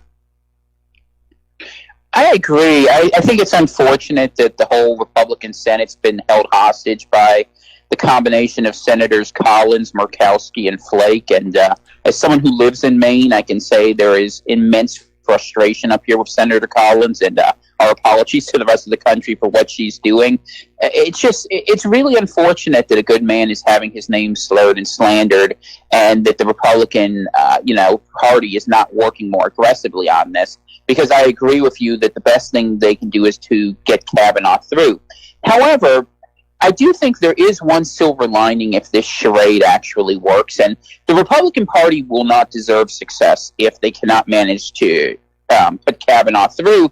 But nonetheless, it will turn the midterm into a referendum on whomever will be the next election, and I suspect Trump, being the savvy politician he is, he will pick someone like Amy Barrett, perhaps, that would go ahead and get around the sort of sexual innuendo issues. And if you think about it, in races like Missouri against McCaskill, Manchin in West Virginia, or Tester in Montana, even though I think it's bad for the country to have the court be so politicized that we turn midterm elections into referenda, it might not work against them, even though it should. And I guess it goes back to that old dictum, it's better to be lucky than good. So I think there's some upside for the Republicans if things go poorly, but they certainly don't deserve it, and they shouldn't take the chance of something that is by no means a sure deal. Well, yeah, because the midterms, I mean, we know how crooked the 2016 elections were. We know how the DNC literally stole the nomination away from Bernie Sanders. We watched how the Republican National Committee fought tooth and nail to keep Donald Trump from winning that nomination. And we also know there's a major problem, first of all, with election fraud itself and with illegal immigrant voting. And I don't know if you're aware of this, but there's a brand new MIT Yale study that just came on out saying that the number of illegal immigrants currently in the United States of America is at 21 million. That's edging up on close to 10% of the population, and they're all going to be voting Democrat. And it astounds me. The thing I cannot figure out is Trump has to know that his supporters in 2016 fought tooth and nail, not just to get him the majority of the votes, but to get so many votes it would overwhelm the very obvious vote fraud that was being used against him. And knowing that election fraud is a problem, why has he not tackled this? I mean, he did start up that Election Integrity Commission, and then the commission went out to all these state election bureaus and ran into a brick wall. Which right there is the giveaway. Something crooked is going on. So Trump just shuts it all down, and he hands election integrity to the Department of Homeland Security. All they're doing is saying we're going to make sure that nobody can hack into these electronic voting machines from Russia. But Russia isn't the one who was hacking into the electronic voting machines. It was much more local. So I don't understand why Trump doesn't realize that by not addressing this issue early on in his administration, he's handing the midterms to the Democrats, and he's going to be a one-term president. I think that one of the real tragedies of the Trump administration to this point has been the complete failure of the Department of Justice to do anything except serve as a hindrance to what they're trying to accomplish. You know, if we had had more effective leadership from Attorney General Sessions and all the other people beneath him, we could have been investigating these questions and acting upon them. And I think it's a real lost opportunity that needs to have been handled very differently. I agree with you 1,000% that immigration is the motivating issues for Republican voters. I think one reason that Trump hasn't done it to this point has to do with moderate Republicans in Congress who think that the old formula to try to centralize and try to get a certain percentage of, you know, suburban female voters is the way to go. And unfortunately, Trump, in this case, is a little bit hostage to the Congress. And to be honest with you, most Republicans who I talk to personally are incredibly frustrated that while they liked the tax bill, they weren't able to get any nationalist action, which is to say the border wall, immigration reform, or even the repeal of Obamacare, which was something every one of the people there had campaigned on, accomplished. And while I don't know if it's going to lead to Trump being a one-term president, I think I'm a little more optimistic than maybe you are, just because of how abhorrent the left will be if they get in power and what they'll do. I think it's an incredible lost opportunity at a time we don't need to have that. And Trump was given a mandate to show revolutionary leadership, and I can only hope and pray that he has some plan which we're not seeing, because what we've seen to this point isn't good enough. I agree. I absolutely agree. He's been a huge disappointment, and again, the issue of immigration and the issue of election integrity are both issues Trump should have just started on right from day one.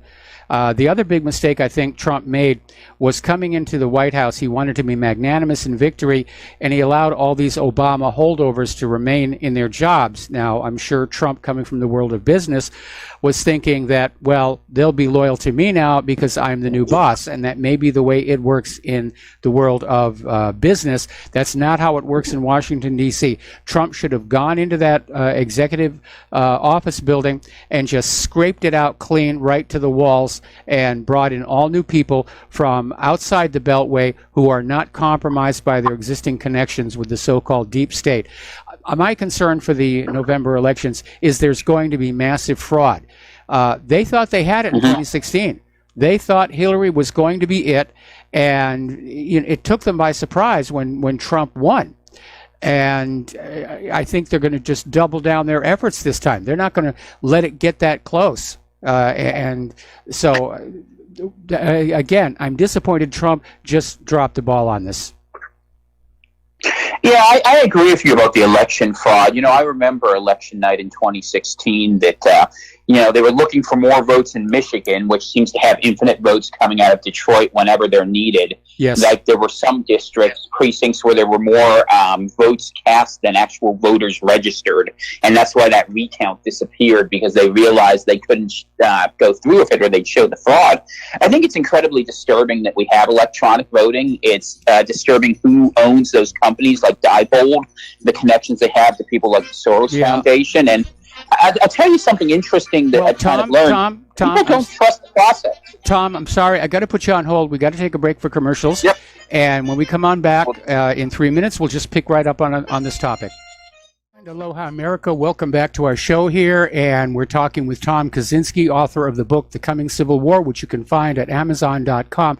And Tom, before we get back to the issue of election fraud, we have a caller on the line with a question. Art off the grid, aloha. Welcome to the show. What's on your mind today?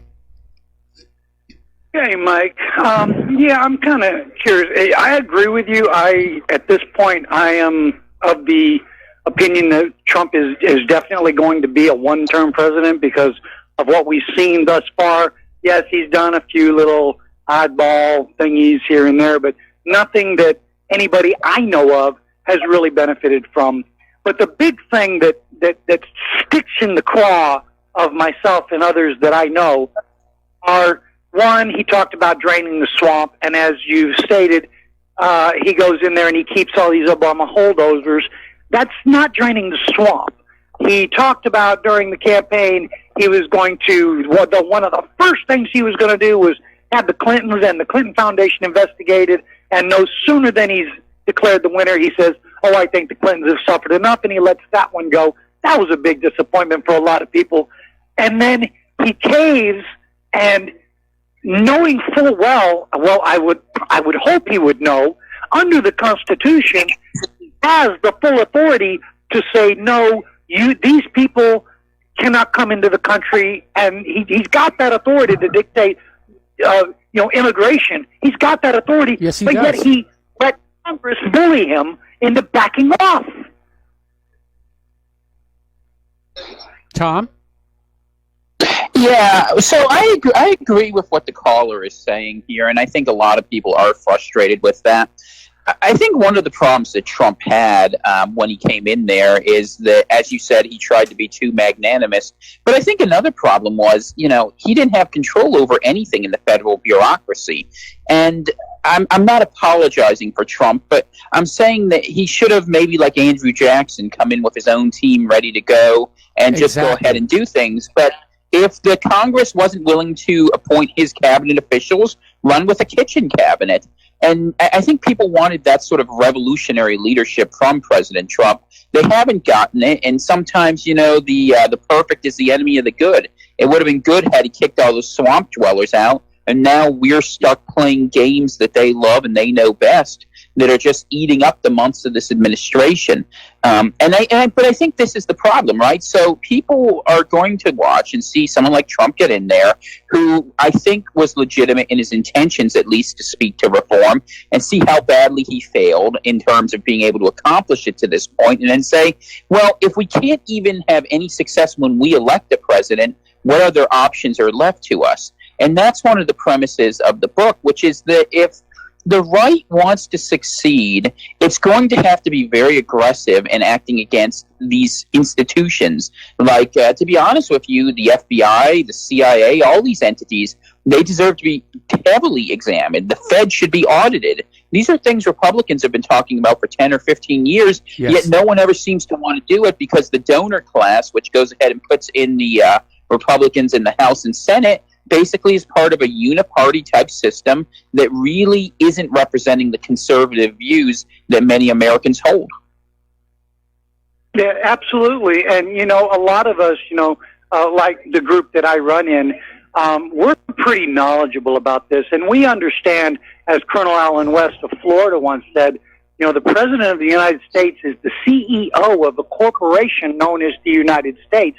And one of the reasons why we threw our weight behind Trump was because we're looking at a businessman who knows how to run a business, and who better to run a massive corporation than someone whose entire life was built upon wheeling and dealing. And anybody knows, I grew up in several different businesses. Between my mom and dad, they owned several businesses as I was growing up. And I know what it's like when you buy a company and you come in and you take it over. The first thing you do is you flip the staff. That's number one on the agenda. You get rid of everyone who's been a problem and you replace them. And there's nothing wrong with running on a skeleton crew. In fact, a skeleton crew sometimes can be much more effective than a full staff. And this is what we were hoping for, and this is not what we've seen. Thanks, guys. Appreciate the dialogue, and I'm looking forward to the next half hour. All right. Well, thank you very much for the phone call, Art. And yeah, who was it who said that government governs best, that governs least? We have gone so far away from that wisdom, and government is huge, it's bloated, and sometimes it can't get out of its own way. More importantly, and this gets back to the FBI and the CIA and the Department of Justice, it's clearly factionalized. With all of these various agencies thinking that really they should be in charge. And that's always been a risk with intelligence agencies. It goes all the way back to when the CIA was first being formed, and Harry Truman expressed his concerns about that as well. But when Trump came on in, he should have immediately replaced the heads of all of these departments and agencies. We have had, 3 attorney generals in a row now that absolutely will not look at the very real crimes being committed by liberals, but they're totally obsessed about doing whatever they can against conservatives, like this ridiculous Russiagate investigation. Anyway, Tom, we got to take another break for commercials, and we'll be right back after these few words. And aloha, America. Welcome back to our show. We're talking with Tom Kaczynski. He's the author of the book, The Coming Civil War. It's available at Amazon.com. And basically, Tom is saying the new Civil War is going to be vastly different than the first one, which was the blues and the grays and border. It's going to be more of factions spread all over the country, at war with each other. And the cultural war is definitely well underway between liberals and conservatives. And you would think the liberals would be self-destructing at this point with some of the stuff they're coming out with, like, men can use the ladies' restrooms and 12-year-olds can get sex change operations out in California. But somehow they continue to hang on. And they have the support of the corporate media and the corporate social media. But the friction is definitely building. We're seeing all this Antifa violence that we're out there. And it's funny that they call themselves anti-fascists when they're working from the fascist playbook. So I agree with your earlier statement that the Civil War in this country has already begun, although it's at the moment, very low key. But it does seem to be ramping on up. Now, you talked about 4 vectors before, of which one was, I think you said the first one was racial. Just give us an overview of the 4 vectors. Sure. So the 4 vectors are ideology, which is left versus right. Yes. Residency, which is city versus country. Race, which is whites mostly against minorities mostly. And the other is traditionalists versus progressives.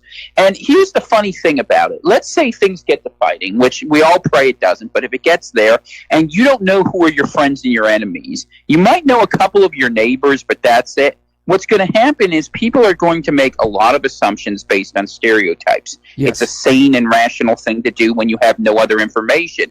And so what you find is that even though these groups don't necessarily all work together or think the same way, if we have a cultural civil war where Christians are attacked, the people who will defend them are probably going to be white country folk who own guns and who go to church.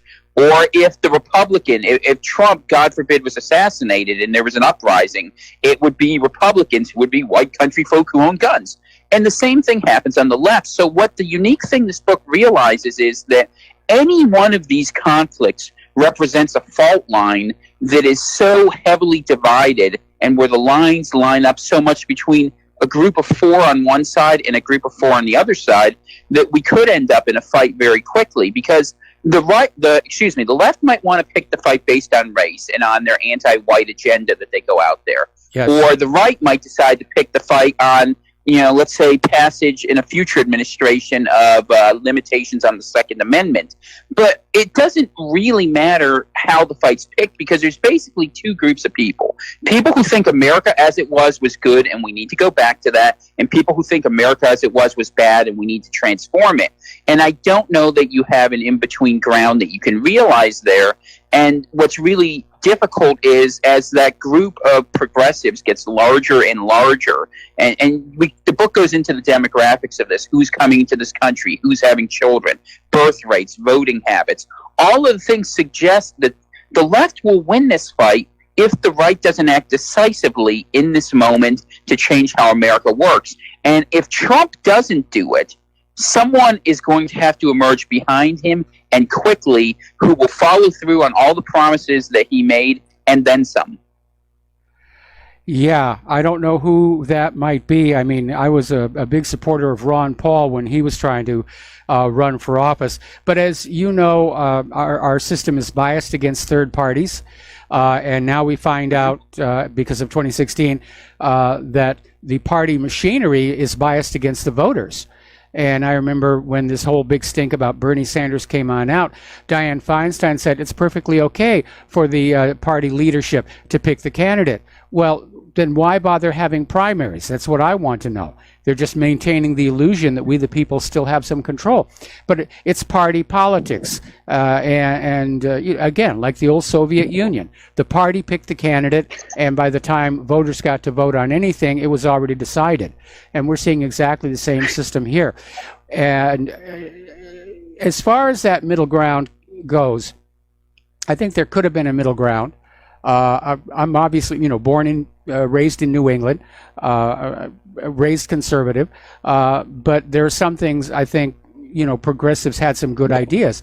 I think the crisis that the left is facing today is they're out of really good ideas. And that's why they're coming up with all this wacko nonsense about, gender fluidity, and restrooms, and this constant victimhood of just trying to find things to be offended about so they can go on the attack to try and silence conservatives because they've run out of ideas. But in the middle of it all, it does feel like our society is tearing itself apart, because when you have two parties and they have an election and everybody honors the result of the election, then you have a country. But if you have an election and the losing party is saying, no, we don't accept it, we're going to try and tear it down, then you are hovering at the edge of anarchy. And we saw since the Trump victory, they were having riots in cities. They've come up with this Russian nonsense. They're talking about the 25th Amendment. They are openly trying to bring down the duly elected president of the United States of America, and conservatives ought to be really outraged and voicing that outrage, because whether you agree with Trump or not, and I'll be the first to say I'm very disappointed in him, he did win the election. And we're supposed to be a nation that plays by the rules. But we seem to have lost that, primarily on the left as well. And we're seeing it again with this abysmal way that Kavanaugh is being treated, where Hawaii's Mazie Hirono was literally out there saying, no, we don't need a presumption of innocence. He doesn't get that. Forget due process. The word of the accuser is enough, and we've got to get rid of him. And they're just frothing at the mouth, trying to find some way to either get him out of there or delay his confirmation until after the first of the year, on their assurance they'll then be in control of the Senate. Well, I think there's a lot of really good points you made there, and I want to unpack two specifically. Number one is why they have these crazy social agendas. What the agendas do is they first are a huge distraction that divide people, and it keeps people from looking at the money. It keeps people thinking, oh, we need to fight over these issues. And it's funny how the solution every time there's a bad idea is to more government. Yes. And you see the left always say, let's make a committee for this, let's make a function for that. And the government now is involved in so many aspects of our lives that are, beyond even just constitutional authority, or completely beyond common sense. And yet the left uses its cultural influence to go ahead and attack and destroy anyone who speaks sanity to this insanity. I mean, most people think transgenderism should be treated as a mental disorder, and that these people shouldn't be receiving, money for operations. They should be serving treatment to understand that, men and women are the two genders. And we don't have that anymore. The second part that is disturbing to me is, we were talking before the last break about elections and the voting machines, and an interesting survey. If you look after an election, in an election when the Democrats lose, 80% of Democrats believe the voting machines were fixed. After an election when the Republicans lose, about 85 to 88% of Republicans believe the election was fixed. So even though you won't ever get a poll where it says that 85% of Americans don't trust the voting machines, the reality is when people are stressed and pressed to look at the results that come up, if their side doesn't win, they don't believe in the process. And so when we have a deep state that doesn't serve the people, elections that are beyond questionable, candidates that are bought and sold, it's a question, how much can the American people take before they decide to take matters into their own hands? And given that we've had a failure of leadership in Washington, the reason I wrote my book was I realized that under these conditions, with all this division, if we face any severe challenge, whether it be natural, artificial, whether it's created from politics or whether it could be just a bad enough disaster, I am not at all convinced that our country will be resilient enough to survive. And I think people need to be really aware of this and begin thinking in their own lives to have people around them they trust and they know, because if the left does come back into power, we've seen out of power how willing they've been able to go after conservatives and voices on the right generally. I can only imagine how much worse it will be when we have people like Loretta Lynch and Eric Holder, the next generation, coming back into power. And to say something that I've said in other places that's really controversial and blunt, I would rather take my chances on finding a different path forward than another 8 years under someone like Obama. And I don't know if other people feel that way, but I think that we've seen what that looks like. And we know that for the Constitution, the rule of law, and the protection of, our borders, that would be a death sentence. I absolutely agree. I absolutely agree. And again, the push for open borders is basically coming from two places. And the first one, of course, is George Soros, who's pushing for the one world government, new world order. And the strategy there is to just blur everyone together all over the United States, all over Europe, so that we lose our sense of cultural, regional identity. As far as the illegal immigrants pouring across that southern border, the Democrats literally are dependent on them to win the election. The Democratic leadership has openly said, yeah, we need these illegals to vote us back into power. And yet they're not supposed to do that. Again, it's against the law.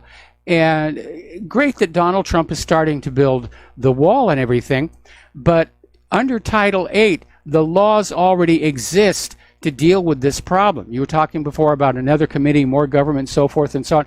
Every time there's a crisis, somebody says, we need a law to do X, Y, Z. No, we don't. We've got a lot of laws. They're not being enforced. And especially under Title VIII, if you were to just use Title VIII and just start shutting down all these people who are aiding and abetting the illegal immigrants, all those who are giving them employment, the laws are already on the books.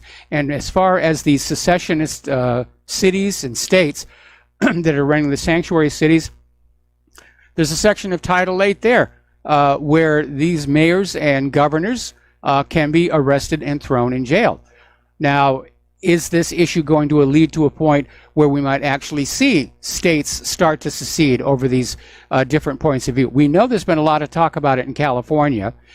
We know that Texas has been flirting with secession for a long time. We've got an independence movement going here in Hawaii, and I understand there's one up in Alaska, because we're all kind of getting fed up with all this nonsense coming out of, Sodom on the Potomac. Well, and I'll tell you the truth, there are people who think that way up here in northern New England as well, because everyone is questioning why we keep investing all of our effort and energy into a system that just isn't working. And, with respect to the sanctuary cities and the people who are, existing in violation of Title VIII, I think that most Republicans and conservatives would support the Trump administration if they went ahead and took action against those officials which are not doing their lawful duty. But, this is the problem when the right comes into power. The left, when they come to power, are ruthless in how they go about, using it. And when the right comes into power, it refuses to act. And if we continue fighting on the back foot, I don't see how we can actually win this thing. The laws exist on a reason. There is a popular mandate to go ahead and enforce the borders. We need to go ahead and do that. And, the idea of having more government is totally the wrong way to go about it. And if, we need to empower the states, whatever we need to do, that's fine. But if all we're going to do is continually go back and forth and play ping pong in Washington while people are getting rich, I think people in every part of this country are right to ask, why are we invested in a system that isn't working for the benefit of the people? Well, you've touched on an important point there, because underneath all of the ideology, underneath Trump's obvious failings, the reality is that there is unprecedented degrees of corruption throughout the entire federal government. And we keep seeing this over and over again. The same players keep coming on back. We know that there should have been a full investigation of the Hillary Clinton email server issue. There should have been a full audit of the Clinton Foundation, which, by by the way, fails to qualify for a 501c3 tax-exempt organization. But again, we have seen James Comey and Loretta Lynch and all these people who are openly protecting this dark heart of our United States. And the corruption of the Clintons, of course, goes all the way back to mid-1980s in Arkansas, when Bill Clinton, as governor, was overseeing the U.S. end of the gun and drug running operation run by the CIA into Nicaragua. And everybody got rich along the way, and it's one of the big, deep, dark secrets of history. But because the Clintons have so many of these deep, dark secrets, they're virtually untouchable. But meanwhile, you've seen the machinery of government just go after Donald Trump on a myth, a fabrication, this Russian dossier, which turned out to be completely bogus.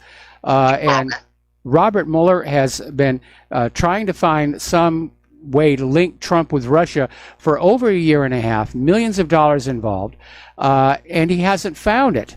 And it's time for him to go. And of course, the liberals want him to keep that investigation going so they can campaign on it in the coming months.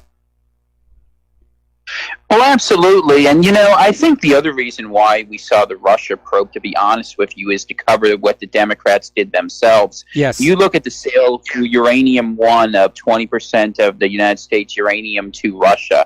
You look at President Obama, his famous hot mic, where he was talking to Medvedev and saying, I'll have more ability to do things after the election. I think that if we were going to look and see who got goods from Russia, and not just Russia, but to be honest with you, I think China is even a bigger threat. The Democratic Party has long been corrupt and has been doing some things that have been very questionable. And I agree with you about the Clintons. This whole thing goes back to Mena, Arkansas. And, it's no accident that, in Oklahoma City, that all the stuff for the Whitewater investigation, which everyone's forgotten 30 years after the fact, was still there. There's a trail of bodies behind that family and behind the whole deep state. And that's what really disgusts people. Let's look at what happened to Seth Rich. Yes. Let's ask some of these questions, but we don't even have the courage to do that. And to tell you the truth, it doesn't happen because too many in the Republicans have been part of the same problem. You said you were a Ron Paul guy, and I worked for Ron Paul in 2008, so we have that in common.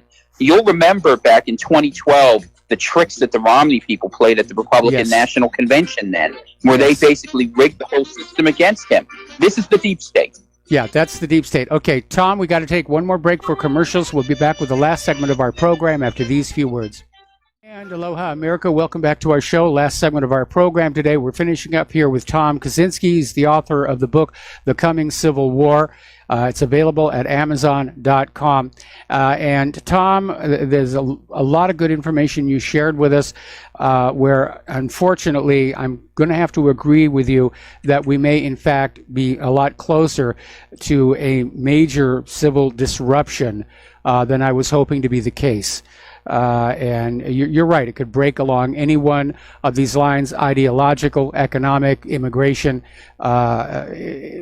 It almost seems like it's only a matter of time before it's going to come apart. But I think one thing is very obvious, that despite its worldwide attacks on country after country after country, the reality is the United States is a dying empire, lashing out in its death throes. And I don't think the United States could survive a new civil war, that it would balkanize. And that might be a better choice than going into a world war with the risk of nuclear weapons, which would be a bad day for everybody. So we've got about 3 minutes now for you to sum up to our listeners. Anything you want to share with them?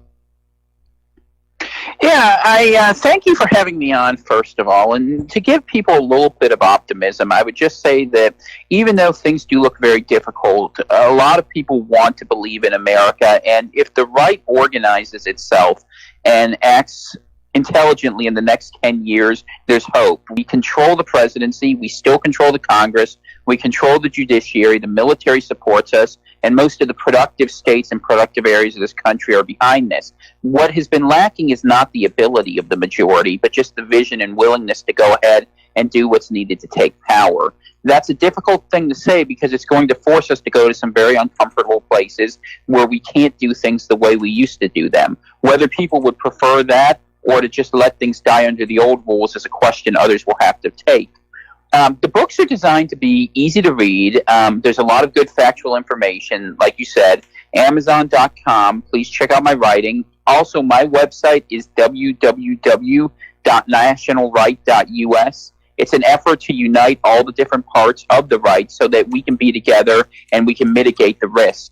You know, people look at organization on the right as providing some sort of militant threat, but the truth is, the more organized we are, the more able we are to defend our family, our community, our loved ones, our churches, the better served we will be in preventing conflict, because the real danger that comes from a radicalized left is if no one stands up to them. That's how the Bolsheviks took over Russia, and we shouldn't let Antifa do that here in the United States or anyone else. Remember, the reason they're lashing out is they're mad that they didn't have the election they thought they stole. There is an opportunity here, there. Wake people up, talk to others. My book can help, but whatever you do, keep talking and keep hoping, and as I do, keep praying. Well, you're absolutely right there. The one thing we can all do now, and it's peaceful, is keep talking with each other. Forget about social media. It's become utterly worthless, but we can talk to each other face to face, get to know our friends and neighbors, and you'd be surprised. You're probably going to find a lot more people as concerned about what's going on in this country as you are. Anyway, Tom, we are out of time. Thank you very much for being with us. We're going to let you go. Thank you, Michael. I appreciate it. And let's see. There's the music. Okay, so that's it. Claire and I have to go run errands. Please stay tuned for John Stadmiller. I'm sure he's got lots of interesting things to share with you. And please, again, take what you have learned here, share it with everyone that you know. Use email, paper mail, and maybe it's time to go back to pamphlets and leafleting in this age of compromised social media. But we got to do something, absolutely. So please donate to Republic Broadcasting. Please donate to whatreallyhappened.com. And we'll be back tomorrow. Aloha, America.